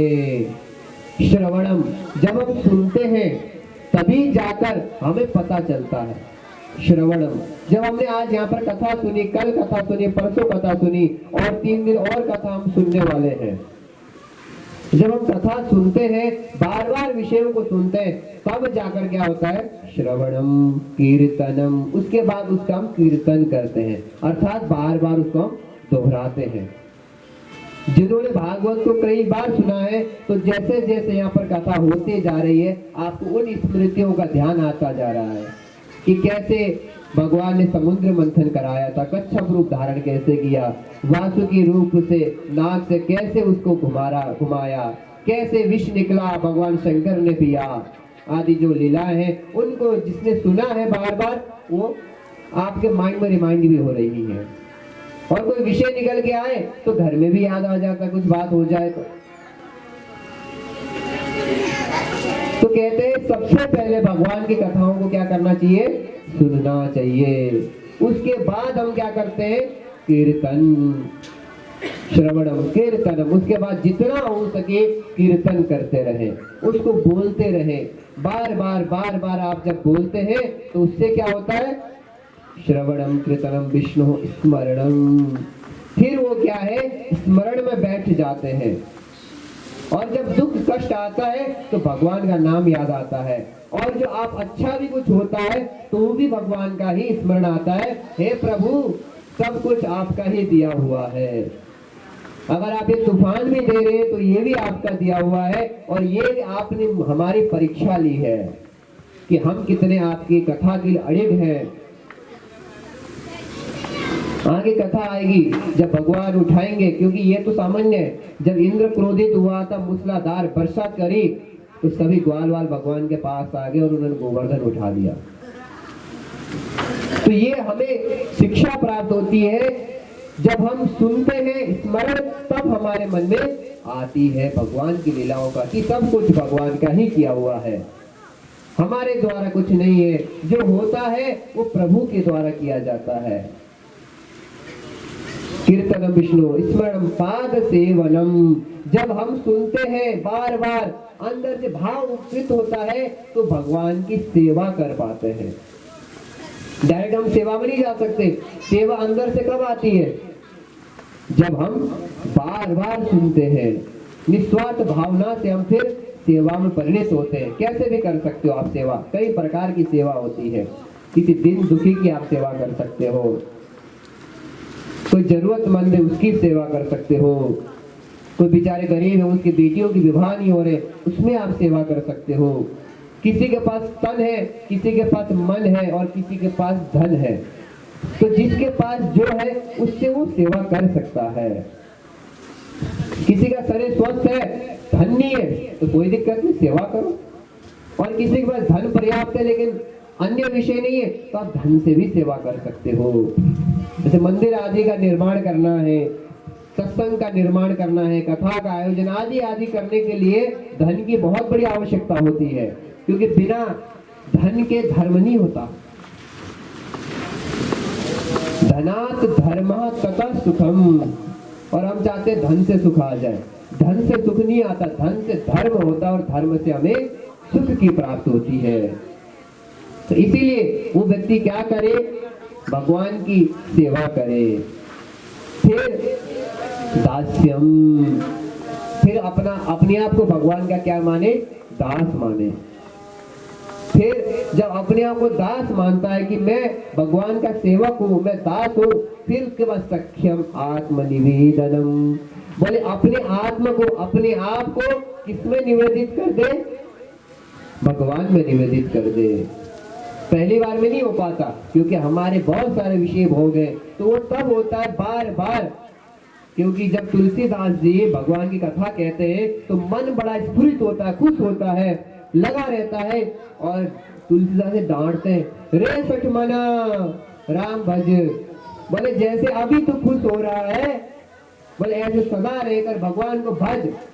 विषयों में खूब खुश होता है तो भगवान को भज, अपने मन को डांटते हैं। और जब मन भगवान को भजता है, बार बार कथा सुनता है, तभी जाकर हम भज पाते हैं। क्योंकि अन्य चीजों को तो हम सुन पाते हैं, लेकिन कथाओं को जब सुनते हैं तो ये हमें आईना दिखाता है। तो इसीलिए हमें बार बार प्रयास करना चाहिए। सबसे पहली सीढ़ी क्या है, श्रवणम। सबसे पहली सीढ़ी क्या है, श्रवणम, सुनना सीखे, बोलना नहीं, पहले क्या, सुनना। जैसे कल भी आपको बताया था, भगवान ने कान कितने दिए हमें, 2 कान दिए, और मुख कितना दिया है, 1। तो ज्यादा बोलना चाहिए कि ज्यादा सुनना चाहिए, ज्यादा सुनना चाहिए। तो इसीलिए भगवान ने कहा है पहले पूरी बात सुन लो, उसके बाद जब समझ में आए तब बोलो। इसी प्रकार से भगवान की लीलाओं को भी पहले हम सुने, फिर उसका कीर्तन करें, फिर स्मरण करें। श्रवणम कीर्तनम विष्णु, स्मरणम पाद सेवनम, अर्चनम वंदनम दास्यम, पूजन करें, अर्चना करें, वंदन करें, फिर अपने आप को दास माने, फिर सख्यम आत्मनिवेदनम, अपने आप को भगवान में निवेदित कर दे। और उन्होंने बोला कुमार आचरित प्राज्ञा। इस विषय को मैं बोलना चाह रहा था, लेकिन उस समय थोड़ा मन कल्याण कर दे इस हमारे आंधी तूफान ने। बहुत समझने की बात है, इसीलिए मैं उस विषय को पकड़ के रख रहा हूँ। जैसे आंधी तूफान आएगा हम जन्म करा देंगे भगवान का, चिंता मत करिए, भीगने नहीं देंगे आपको। प्रेम से बोलिए। तो क्या कहा, कौमार आचरित प्राज्ञा। जब संड और अमर्क ने प्रहलाद को वहां पर छोड़ दिया आश्रम में, और कुत्रचित याता अपने आप अनुष्ठान करने के लिए कहीं चले गए, तो सबसे बड़े कौन थे वहां पे, प्रहलाद थे। प्रहलाद के सामने सभी बच्चे बैठ गए और बोले ये बताओ तुम इतनी अच्छी अच्छी बातें कहाँ से जानते हो, जबकि हमारे संग और अमर्क जी ऐसे कभी सिखाते नहीं। तो उन्होंने अपनी बात बताई कि मैं नारद जी के मुख से अपनी माँ के गर्भ में जब था तब मैंने ये सारी बातें सुनी थी। और हमने तो सुना है कि भक्ति को, भगवान का भजन तब करना चाहिए जब व्यक्ति बूढ़ा हो जाए। जब व्यक्ति बूढ़ा हो जाए तब भगवान का भजन करना चाहिए, लेकिन अभी बचपन से कहाँ भगवान को भजन करें। तो कहते हैं कौमार आचरित प्राज्ञा। व्यक्ति को कुमार अवस्था से ही जब उसकी बुद्धि आ जाती है, कुमार अवस्था में सोचने समझने की क्या आ जाती है, शक्ति आ जाती है, तो बोले उस समय से ही व्यक्ति को भगवान का भजन प्रारंभ कर देना चाहिए। अन्यथा जब हम बड़े हो जाते हैं तो कुछ ना कुछ ऐसे काम आ जाते हैं, हमें समय नहीं बचता। जैसे उदाहरण के लिए आप देख सकते हैं यहाँ पर पुरुष वर्ग गिने चुने हैं 8-10 मुश्किल से, कुछ तो है जिनको काम है ही, बैठना ही पड़ेगा, और श्रद्धा से 2-4 ही हमारे पास पुरुष वर्ग है, लेकिन अन्य और कहाँ गए? किसी को पैसा कमाना है, किसी को छुट्टी नहीं मिली, समस्याएं तो है। लेकिन एक हिसाब से बताइए, कथा सुनना चाहिए नहीं सुनना चाहिए? सुनना चाहिए। और रोज तो होती नहीं, और जब हो रही है तब भी आंधी तूफान परेशान करता है। प्रेम से बोलिए। तो बोले कुछ ना कुछ, जैसे आज ये भी हमें शिक्षा देके गया है, क्योंकि भागवत में लिखा है कि जो सीखने वाला व्यक्ति कहीं से भी सीख सकता है। कि हम अच्छे से कथा सुन रहे थे, बीच में आंधी तूफान आ गया, इसी प्रकार से हम सोचते हैं कि अभी तो हम युवा हैं, हमारे हाथ पैर सब चल रहे हैं, जब हम बूढ़े हो जाएंगे तब भगवान को भजेंगे। कोई गारंटी है क्या? कोई गारंटी है? कोई लिखा के लाए स्टैम्प पेपर में जाकर उच्चतम न्यायालय से कि भैया हम इतने वर्ष जिएंगे? किसी का कुछ पता नहीं। जब पता नहीं किसी चीज का कब ये जीवन की ज्योत समाप्त हो जाए, तो व्यक्ति को क्या करना चाहिए? जब से समझ आ जाए तब से भगवान का भजन करे। अन्यथा आप देखिए, जब हम बड़े हो जाते हैं, नौकरी वाले हो जाते हैं, तो नौकरी में व्यस्त हो जाते हैं, कथा सुनने तक का समय नहीं है। यहाँ तक कि सुबह सुबह उठ के भगवान के सामने एक दिया बत्ती जलाने तक का समय नहीं। क्यों? रात को आते हैं 10 बजे 11 बजे, खा के सोते 1 बजे। जो व्यक्ति 1 बजे सोएगा, सुबह कितने बजे जगेगा? हाँ जी,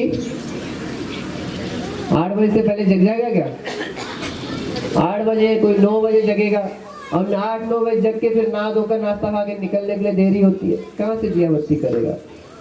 और बड़े मुश्किल से एक दिन मिलता है, रविवार का दिन, संडे के दिन। उस दिन फिर श्रीमती जी बोलते हैं घूमने चलते हैं। प्रेम से बोलिए। बोले 7 दिन हो गए, कुछ खरीदना है, चलो मार्केट। अब क्या है हमारा, 2 दिन भी निकल गया। मतलब कहने का तात्पर्य है कि कुछ ना कुछ काम उसको रहते हैं। वो तो हंसी मजाक के लिए कह रहा हूँ, आप तो बहुत अच्छे हैं, आप तो कहते ही जाओ चलो जी कथा में एक दिन छुट्टी कर लो, लेकिन आपकी एज ही सुनते नहीं तो क्या करें आप भी? प्रेम से बोलिए। लेकिन वस्तुतः शास्त्रों ने क्या बोला है पता है? जो पति धर्म का काम करता है उसका आधा पुण्य पत्नी को मिलता है, लेकिन पत्नी का किया हुआ पुण्य पति को नहीं जाता, वो उनका उन्हीं के पास रहता है पर्सनल। तो कथा सुनने ज्यादा किसको आना चाहिए? तो देखिए, आप लेके आएंगे तो आपको 150 गुना फायदा मिलेगा। आप 100% तो कमा ही नहीं है, लेकिन आपके श्रीमान जी में बैठ जाएंगे तो आधा तो आपको मिलेगा, तो कितने हो गए? तो फायदा आपका ही है। तो कहने का तात्पर्य ये है, प्रहलाद जी कहते हैं कि व्यक्ति का ये नहीं पता कि कब क्या होगा और कब हम भगवान को भज पाएंगे, इसीलिए व्यक्ति जब समझदार हो जाए तब से ही भगवान का भजन करे। ये नहीं कि हम इस उम्र के हो जाएंगे तब करेंगे। अपना काम करिए, उसके बिना काम नहीं चलेगा। घर में रोटी भी बनानी है, सब्जी भी बनानी है, नौकरी भी करनी है, सब करिए, किंतु भगवान को भजते हुए करिए। अन्यथा जो हमने कथा श्रवण किया, किसका? जड़ भरत जी महाराज का।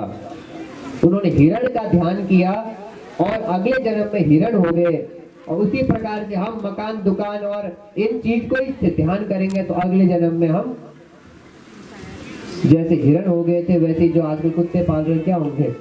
प्रेम से बोलिए। वो बात तो मैं भूल ही गया था तूफान के कारण। तो कहने का तात्पर्य है कि आप आसक्ति अधिक न करें, प्रेम करिए सभी वस्तुओं से, सभी जीवों से प्रेम करिए, किसी का अवहेलना न करें, किसी का वध न करें, सबसे प्रेम करिए, लेकिन एक लिमिट में रहकर, एक स्तर में रहकर। जितना करना चाहिए उससे अधिक नहीं, क्योंकि जब अति होती है तो समस्या होती है। सीता मां का हरण क्यों हुआ? अति रूपेण, अति सुंदर थी, इसलिए रावण का मन आ गया।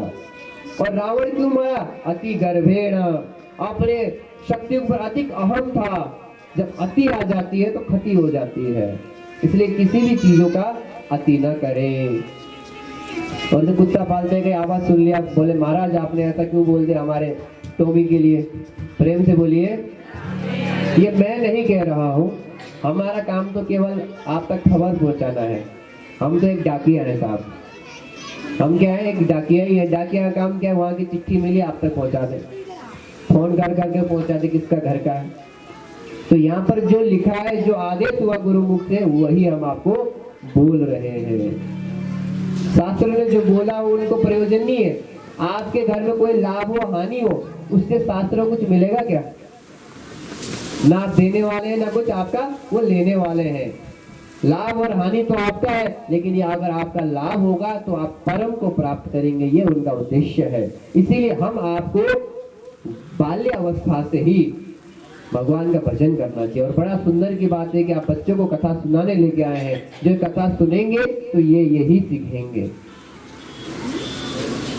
तो इसी प्रकार से कथा श्रवण करिए और भगवान की स्तुति करिए। सभी देवी देवताओं ने, पृथ्वी ने, क्योंकि जब कंस है, कंस ने क्या किया, चारों तरफ न यष्टव्यम न दातव्यम, बोले किसका कोई यज्ञ न करे, कोई न दे, कोई कुछ न करे, बोले चारों तरफ यज्ञ अनुष्ठान सब बंद कर दिए।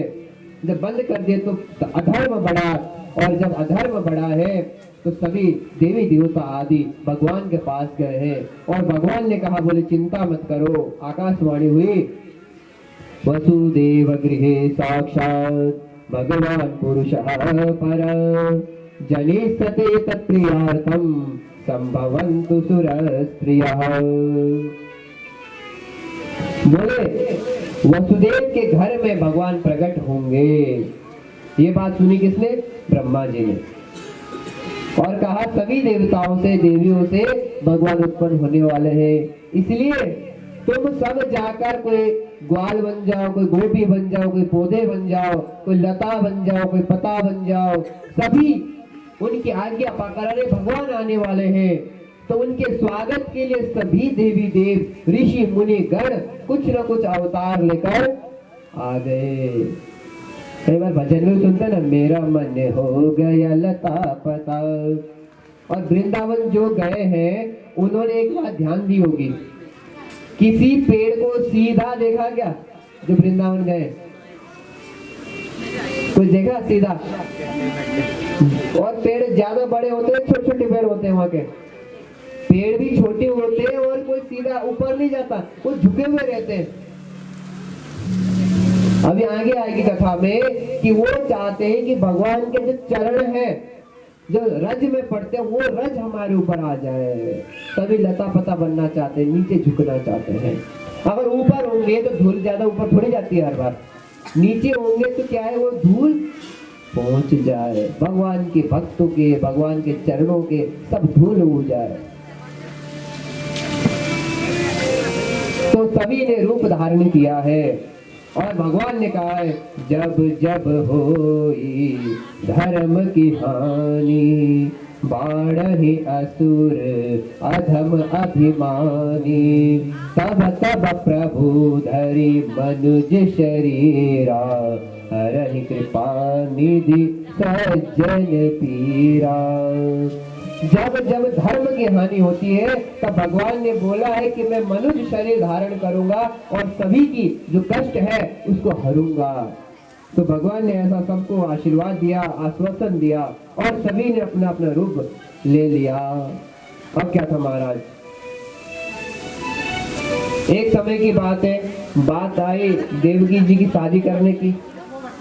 जब देवकी की शादी कर रहे थे तो कंस ने कहा कि मेरी बहुत जग हंसाई हो रही है, तो कोई ना कहीं अब बहन की शादी अच्छे से करूंगा तो लोग प्रसन्न हो जाएंगे। तो उसने क्या किया, जब बहन की शादी हो रही थी तो कहा अंतिम विदाई करने मैं जाऊंगा। तो रथारूढ़ हो गया और चलने लगा। तो सभी लोग जो देख रहे थे बोलने लगे, अरे हम तो सोच रहे थे बड़ा कष्ट देने वाला है, बड़ा दुष्ट है, लेकिन देखो तो सही इसके अंदर भी मानवता है, अपनी बहन को छोड़ने के लिए जा रहा है। देखो बहन की विदाई में दुखी हो रहा है। जब लोगों ने इस प्रकार से आपस में कानाफूसी करनी शुरू करी तो सोचा देवताओं ने, बोले इस प्रकार से अगर लोगों का दृष्टि में अच्छा बना रहेगा तो कब भगवान अवतार लेंगे, इस प्रकार से वो सारा काम गड़बड़ हो जाएगा। तो फिर उन्होंने क्या किया आकाशवाणी की और कहा आकाशवाणी से, अस्या स्वामस्तमो गर्भो हंतायं वहसे बुधा। बोले जो जिस बहन को तू लेके जा रहा है, इसी बहन के 8वें गर्भ से तेरी मृत्यु होगी। और जैसे ही आकाशवाणी सुनी साहब, जो पहले का रूप था राक्षस वाला वो ले लिया, उतरा नीचे, खड्ग निकाला है और बहन के बाल खींचे हैं और नीचे उतारा और मारने वाला था। तब तक वसुदेव जी बोले, भैया रुक जाओ, अब ये मेरी पत्नी है और तुम इसे क्यों मारते हो? क्योंकि मृत्युर्जन्मवतां वीर देहेन सह जायते अद्यावाब्दशतान्ते वा मृत्युर्वै प्राणिनां ध्रुवा। बोले मृत्युर्जन्मवतां वीर देहेन सह जायते, जिस दिन हम पैदा होते हैं उसी दिन हम अपनी मृत्यु लिख के आते हैं कि हम कैसे मरेंगे। और आज नहीं तो शताब्दी बाद, बोले 100 साल के बाद मरना जरूर है। ये नहीं कि हम भैया अजर अमर हो जाएंगे, अजर अमर तो केवल भगवान ही है। शरीर आया है, गरुड़ पुराण में लिखा है, जातस्य ध्रुवो मृत्युर ध्रुवम जन्म मृत्युस्य च। जो पैदा हुआ वो मरेगा, आज नहीं तो 100 साल में, और सबको जाना है। बोले राजन तुम क्यों चिंता करते हो, मरना तो सबको ही है। बोले प्रवचन मत दो, काम की बात करनी है तो करो, नहीं तो फिर मैं छोड़ूंगा नहीं बहन को। तो बोले एक बात बताओ, आकाशवाणी ने क्या कहा, मेरी पत्नी से तुम्हें खतरा है या इसके गर्भ से तुम्हें खतरा है? किससे खतरा है? गर्भ से, अष्टम गर्भ से, जो 8वां गर्भ होगा उससे खतरा है। तो बोले मैं जितने भी पुत्र होगा वो सारे के सारे जो पुत्र होंगे वो तुम्हें देता रहूंगा। जितने पुत्र होंगे सब तुम्हारे पास पहुंच जाएंगे, तुम मेरी पत्नी को छोड़ दो। उन्होंने सोचा कम से कम जो अभी आ रही उसको तो टाल ले, आगे का आगे देख लेंगे, क्या पता कोई उपाय मिला है। तो ये सोचकर उन्होंने उसको समझाया और वो कहा बिल्कुल, क्योंकि वो सत्य प्रतिज्ञ थे, उन्होंने एक बार बोल दिया तो भूलते नहीं थे, उसको प्राण देकर भी पूरा करते थे। और जैसे हमने सुना है, रघुकुल रीति सदा चली आई, प्राण जाए पर वचन न जाए। एक बार बोल दिया कि पिता ने वनवास जाना है तो मिला हुआ राज्य छोड़कर राम जी वनवास चले गए। ना तो राम राज्य प्राप्त होगा, राम को राज्य प्राप्त होगा सोचकर बड़े प्रसन्न थे, और न ही दुखी हुए भेजने पर सम रहे। पिता की आज्ञा को पालन करना है ये उनका संकल्प था, तो उन्होंने पिता की आज्ञा के लिए, वचन को निभाने के लिए भले प्राण ही न जाए, और उस वचन को पूरा करने के लिए दशरथ महाराज जी ने भी अपने प्राण त्याग दिए पुत्र वियोग में। और राम भगवान ने भी अपने पिता के वचन के लिए, खुद का वचन नहीं था, चाहते तो मना कर सकते थे, लड़ सकते थे, लेकिन भगवान राम ने वचन को निभाया। तो इसी प्रकार से सत्य प्रतिज्ञ थे वसुदेव जी महाराज, और उनकी बात मान गया कंस, और वो अपने घर महल चले गए। और जब उनका प्रथम पुत्र हुआ तो अपने प्रतिज्ञा के अनुसार कंस के पास लेके आए, और कंस ने भी सोचा अरे मेरा ही तो भांजा है, मेरी बहन का बेटा है, और दूसरी बात अपनी प्रतिज्ञा का इसने पालन किया है, और गर्भ में होगा कौन सा 8वां, वही मेरे लिए खतरा है, पहला खतरा थोड़ी है। तो ऐसा बोलकर उसको वापिस कर दिया, बोले ले जाओ मैं प्रसन्न हूँ। वो लेके जा रहे थे, तब तक देवताओं ने कहा नारद जी से, नारद जी ऐसा अगर वो छोड़ता रहा तो भगवान कब आएंगे और कब इसका संहार करेंगे। तो सभी देवताओं ने सोचा कि अगर इस प्रकार से इनको छोड़ता रहेगा ये कंस, तो कैसे भगवान अवतरित होंगे। तो नारद जी को बोले जाओ जाकर समझाओ कंस को। तो कंस के पास आए हैं नारद जी, और ऐसे एक कमल का पुष्प लेके आए। किसका पुष्प लेके आए? कमल का पुष्प लेके आए, और बोले कंस एक बात बताओ, तुमसे कुछ पूछना चाहता हूँ। बोले बताओ महाराज क्या पूछना है। बोले इसमें बताओ कि पहला कौन सा है और 8वां कौन सा है? अब यहाँ से गिनने लगे 1 2 3 4, तो ये 8। बोले यहाँ से गिनो, ये 8। बोले कहीं से भी कोई भी 8 हो सकता है। बोले कुछ समझ में आया कि नहीं आया? बोले देवताओं के ऊपर तुम भरोसा कर रहे हो, पहला भी 8वां हो सकता है और दूसरा भी 8वां हो सकता है, और जिसको तुमने छोड़ा हो सकता है वही तुम्हारा काल हो। अब क्या था महाराज? कंस ने कहा महाराज आपने तो बहुत अच्छी बात बता दी। कंस ने बोला खैर वसुदेव इधर आओ। वसुदेव को बुलाया और उसके जो बालक था, जो प्रथम पुत्र था, उसको बड़े से शिला में देख पटक के मार दिया। दूसरा को भी मारा, तीसरे को भी मारा, चौथे को भी मारा, पांचवें को भी मारा, छठे को भी मारा। अब बात आई 7वें की, तो 7वां गर्भ आना था, तो इस बार शेष जी आ गए भगवान के पास। बोले मैं बड़ा भाई बन गया तो मैं ही जाऊंगा इस बार। राम अवतार में बड़ा भाई छोटा भाई बना था मैं, क्योंकि शेष अवतार है, लक्ष्मण जी छोटे भाई है। बोले आप जंगल में जाते रहे, क्योंकि बड़े भाई का उल्लंघन नहीं कर सकते ना, क्योंकि बड़ा भाई पिता समान होता है, तो इसलिए छोटे को बड़े भाई की बात माननी चाहिए। तो बोले उस समय तो जैसा आप करते रहे मैं स्वीकार करता रहा, और आप कभी कंटक में चलते रहे, कभी कहीं कोई दुष्ट आपको सताता रहा, कोई कुछ कहता रहा, मैं कुछ नहीं कर पाया। इस बार बड़ा भाई बनकर मैं जाऊंगा, देखता हूँ किसकी क्या हिम्मत है जो आपको परेशान करे। भगवान ने कहा ठीक है भाई, जैसी आपकी इच्छा। अब क्या था महाराज? 7वां गर्भ बन के वो आए हैं, और भगवान को पता है कि अगर कंस ने इनको छूना भी चाहा तो ये वहीं पर छान से उसका सुहाग कर देंगे और सारी लीला मेरी खराब कर देंगे। तो भगवान ने क्या किया? योग माया को बुलाया। बोले योग माया आप एक काम करो, अपनी शक्ति से उस गर्भ को रोहिणी के गर्भ में डाल।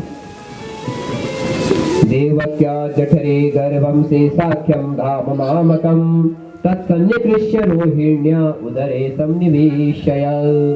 बस संकर्षण करके रोहिणी के गर्भ में डाल दो।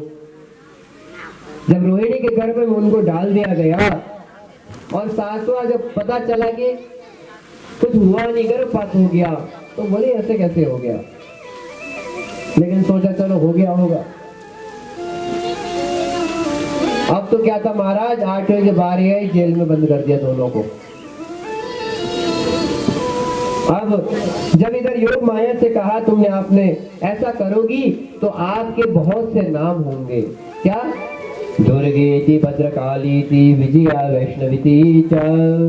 बोले दुर्गा, भद्रकाली, विजया, वैष्णव आदि होंगे, और आप सबको मनोरथ पूर्ण करने की शक्ति देने में समर्थवान होंगी।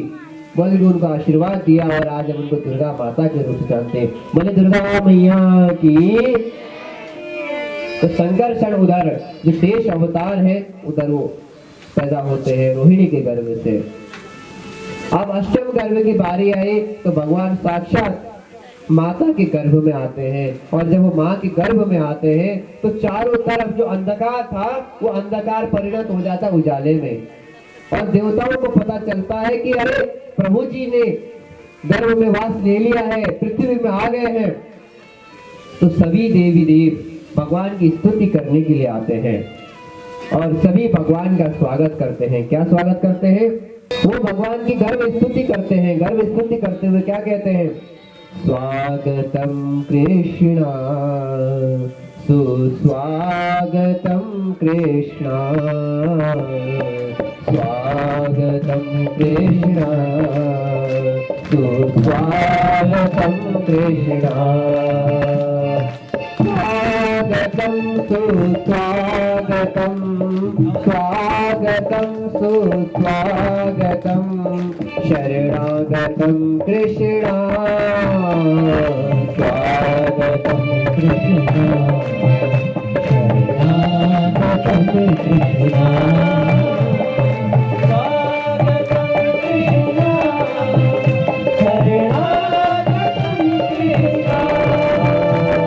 स्वागतम सुस्वागतम शरणागतम कृष्णा, स्वागतम सुस्वागतम शरणागतम कृष्णा, स्वागतम कृष्णा सुस्वागतम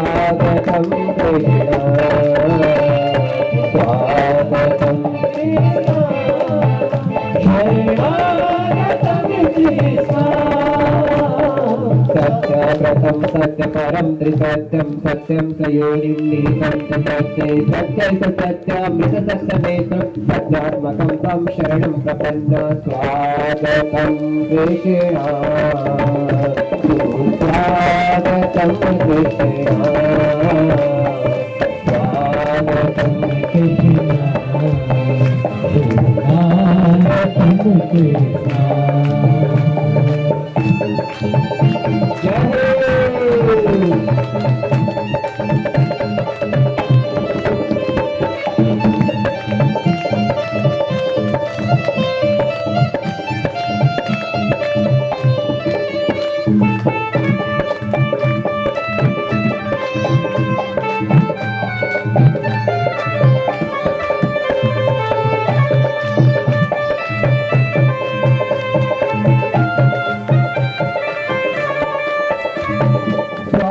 स्वागतं सुस्वागतं शरणागतं कृष्णा स्वागतं शरणागतं कृष्णा स्वागतं कृष्णा सुस्वागतं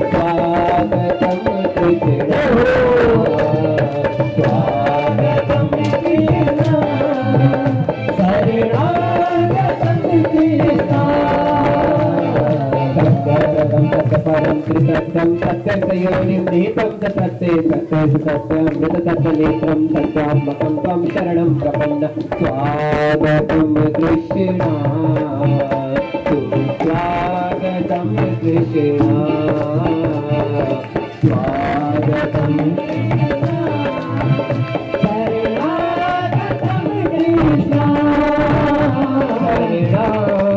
शरणागतं कृष्णा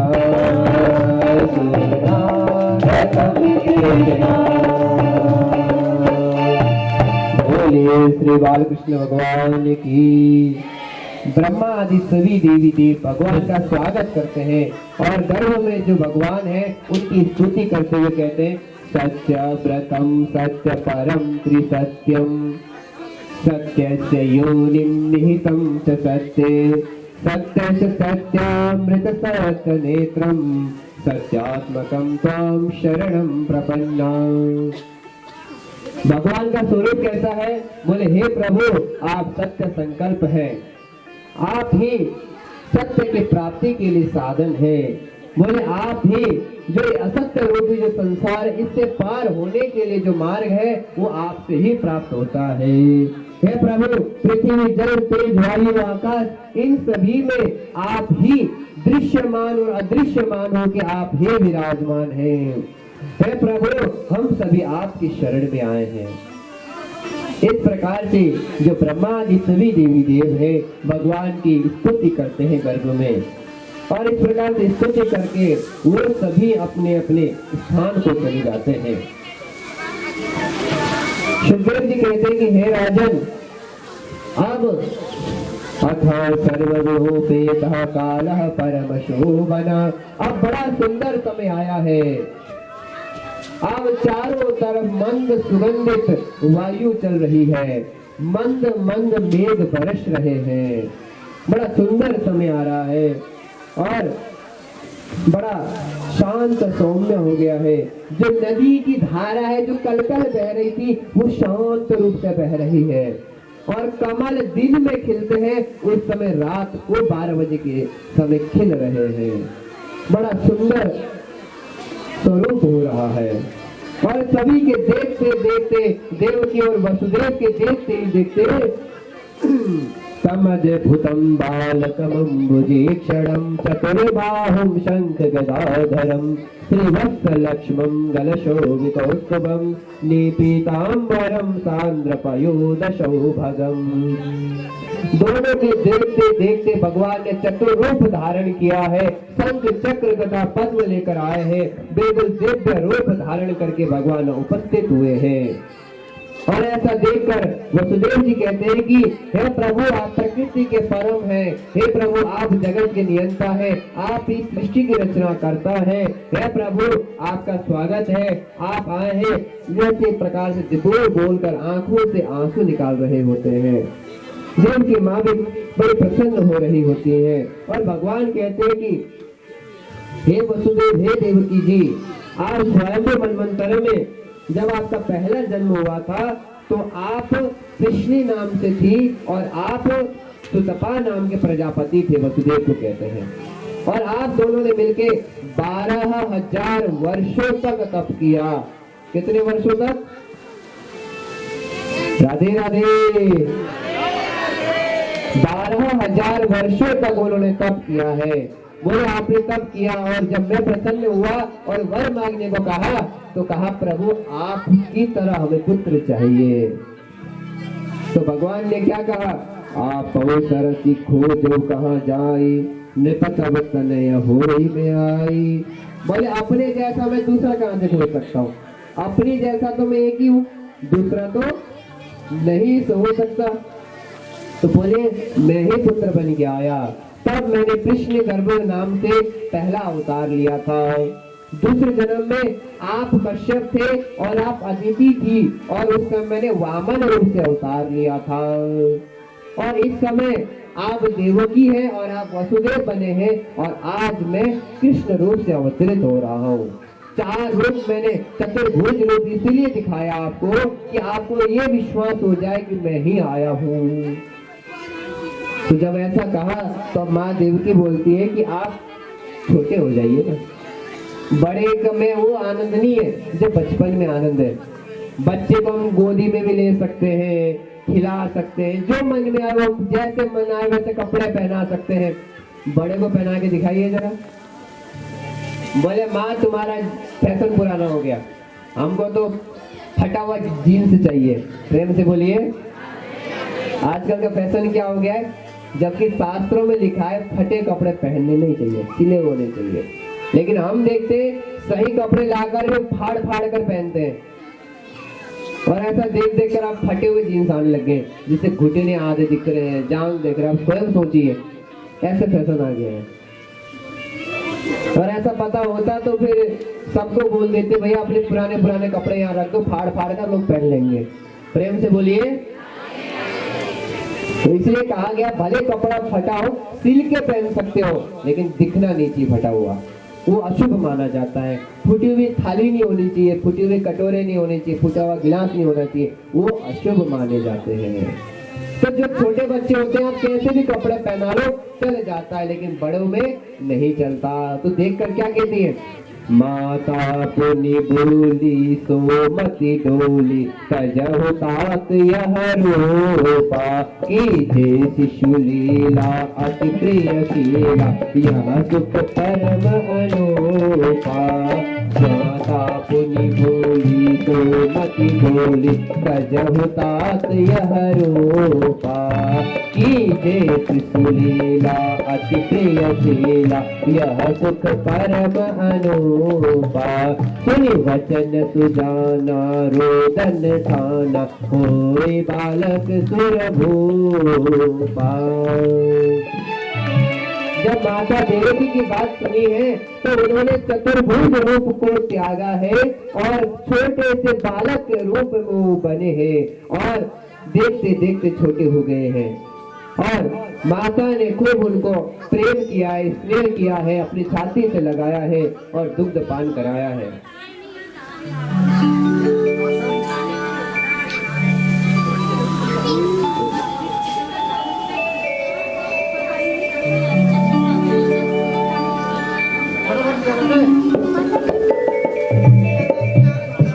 तो उन्होंने रूप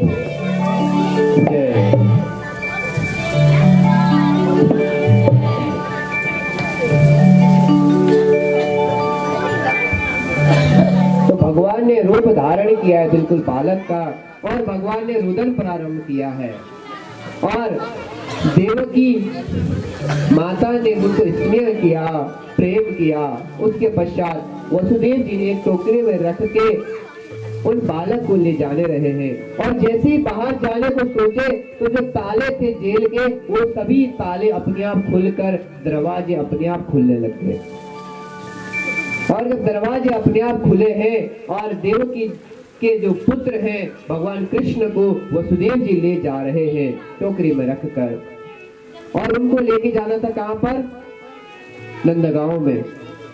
और नंदगांव जब लेके जाना था तो मार्ग में आती थी यमुना जी। जब वृंदावन गए हैं, गोकुल आदि दर्शन किए हैं, उन्होंने देखा होगा बीच में यमुना जी आती हैं। तो जब वो लेके जा रहे थे तो मार्ग में यमुना जी थी। पहले तो शांत थी, लेकिन आंधी तूफान इतना आया, बहुत तेज वर्षा हुई और जो गंगा जी, यमुना जी का जो जल था वो बढ़ने लगा, धीरे धीरे ऊपर आने लगा। मानो क्योंकि यमुना जी है भगवान कृष्ण की पत्नी, और उन्होंने सोचा कि अपने प्रियतम के मैं पाद स्पर्श करूं। पाद स्पर्श करने के लिए आए हैं, लेकिन भगवान बोले कम से कम अपने ससुर जी का तो लिहाज कर लो। तो भगवान ने क्या किया, अपना पैर बाहर निकाला और उनके पाद स्पर्श करने के बाद यमुना जी ने मार्ग दे दिया, बिल्कुल घुटने के बराबर हो गई। और उनके घर में पहुंचे हैं। घर में पहुंचने के बाद तब नंदराय के घर जाकर लाला को तुरंत सुलाया है। माया की कन्या सोती थी, फिर उसको तुरंत उठाया है। वापस लौटे मथुरा आए, बंदीगर वैसा ही पाया है। घुसते ही फाटक बंद हुए, कन्या ने रोदन मचाया है। वहां पर रो रही थी कन्या। यशोदा मैया को पता नहीं है कि मेरा बालक हो भी चुका है, रो रही थी बगल में। तो उन्होंने क्या किया, वसुदेव जी ने उस बालक को, कन्या को वहां लेटाया है और जो कन्या है उसको टोकरे में रख के लेके आ रहे हैं। और जैसे ही लेके इधर आ रहे हैं तो क्या हुआ, जो दरवाजे खुले हुए थे वो जैसे प्रवेश कर रहे थे, दरवाजे अपने आप बंद होने लगे, फाटक बंद होने लग गए। और जैसे उन्होंने रुदन मचाया तो जो सोए हुए पहरी थे वो जग गए। मानो भगवान ये बताना चाह रहे हैं कि अगर आप भगवान को भजोगे तो माया आपसे दूर होती रहेगी, और जब आप माया को भजोगे तो संसार के जितने भी जो ताले हैं वो लगने लग जाएंगे, ताले बंद हो जाएंगे। आपके जीवन के जितने रास्ते हैं, कहा जाता है अगर आप नारायण को भजोगे तो लक्ष्मी जी स्वतः आ जाएंगी, लेकिन माया माया माया भजोगे तो माया तो कहाँ गई, वो किसी की रही नहीं।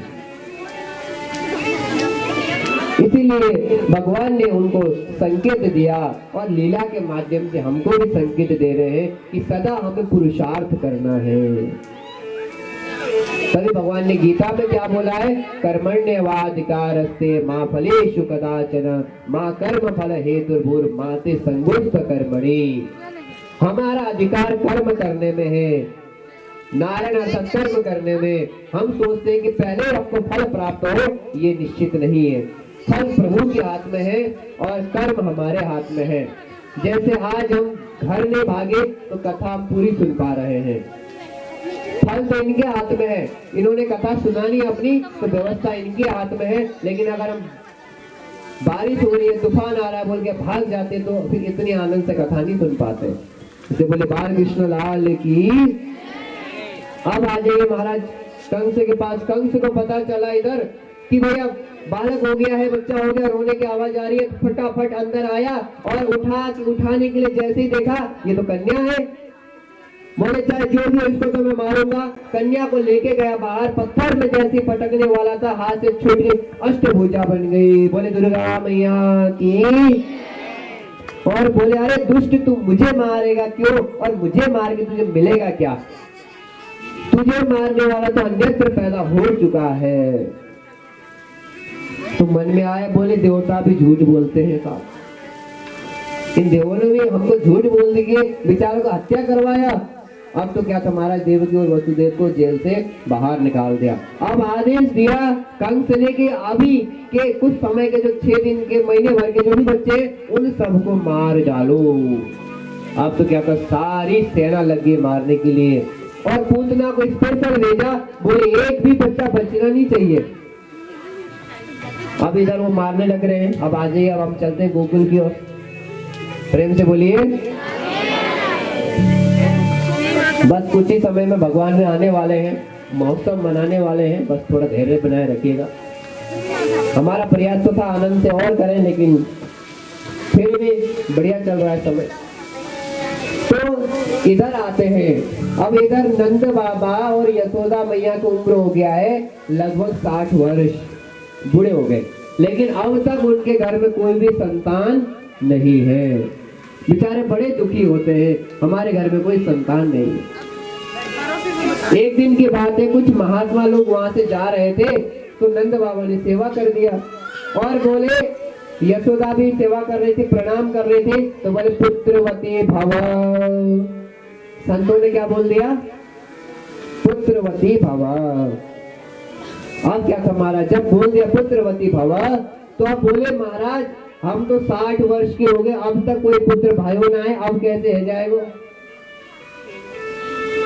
बोले हमने बोल दिया ना है जाएगा, तुम बस चकाचक महात्माओं की ब्राह्मणों की सेवा करते रहो, तुम्हारे लिए जप तो हम करते हैं। अब क्या था महाराज, उन्होंने पुत्र प्राप्ति का जो मंत्र है उसका जप किया है और उस मंत्र को जप रहे हैं, और जपने से अब इधर क्या हो रहा है, भगवान की कृपा से उनके गर्भ में शिशु आ गया है।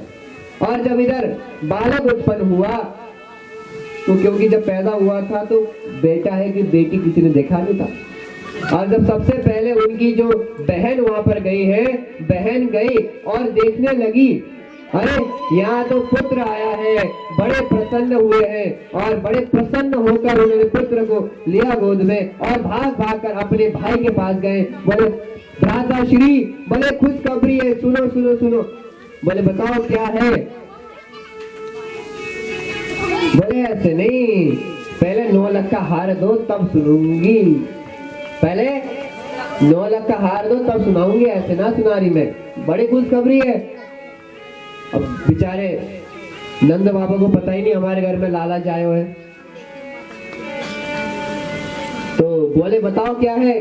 बोले पहले 9 लाख का। बोले लो बहन, बोले अब बताओ क्या हो? बोले बधाई हो बधाई, तुम्हारे घर लाला जाए है। अब तो क्या था महाराज, नंद बाबा खुशी न भूले, अब जाने लगे तो बोले, अब इधर वो जप में बैठे हुए थे, बोले इधर जाऊं कि उधर जाऊं?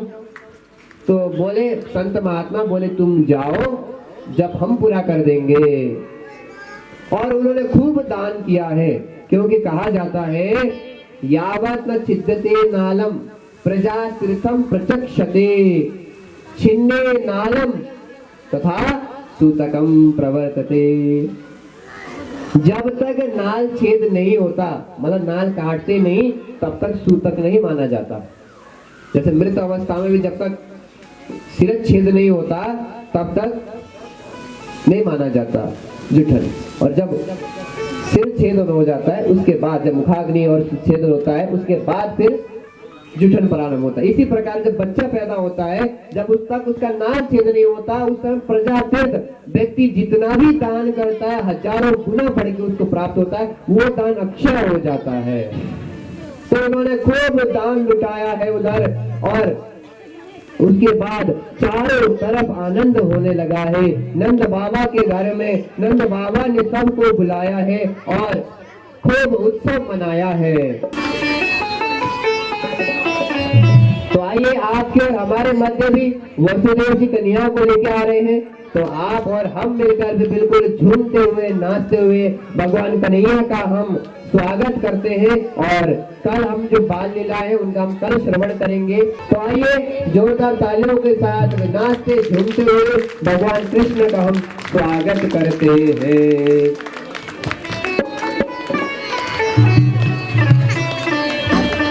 नंदजू की अंगना में क्या हो रहा है?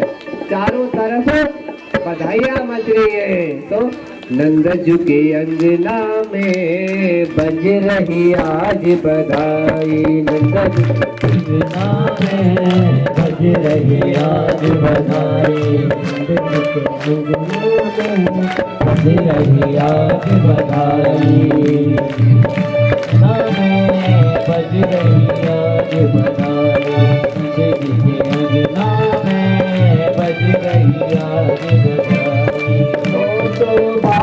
बधाई लोगों, तो बार बधाई लोगों, लाखों बार बधाई।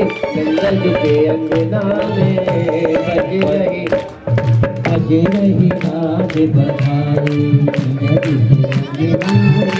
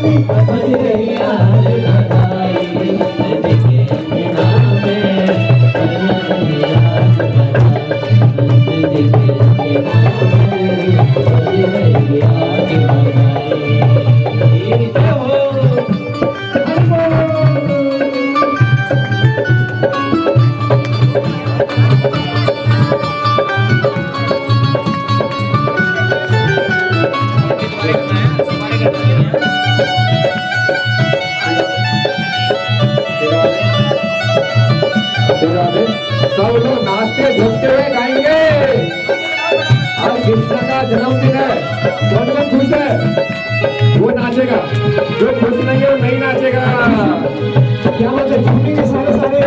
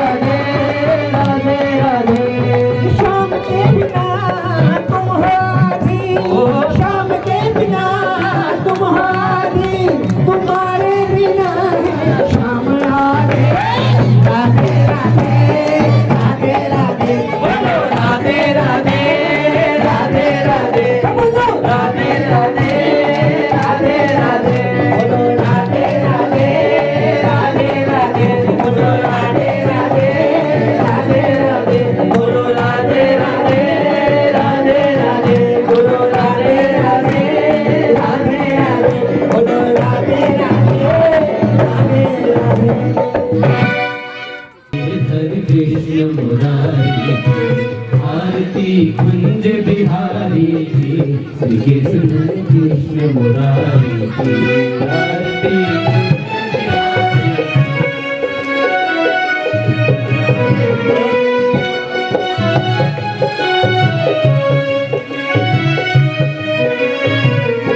गले में जयंती माला, गगन सम अंग कांति काली, गगन सम अंग कांति काली। राधिका चमक रही आली, राधिका चमक रही आली। कस्तूरी तिलक चंद्रशी झलक, कस्तूरी तिलक चंद्रशी झलक। ललित छवि श्यामा प्यारी के, श्री हरे कृष्ण मुरारी के। आरती कुंज बिहारी की, श्री गिरिधर कृष्ण मुरारी की। आरती कुंज बिहारी की, श्री गिरिधर कृष्ण मुरारी की।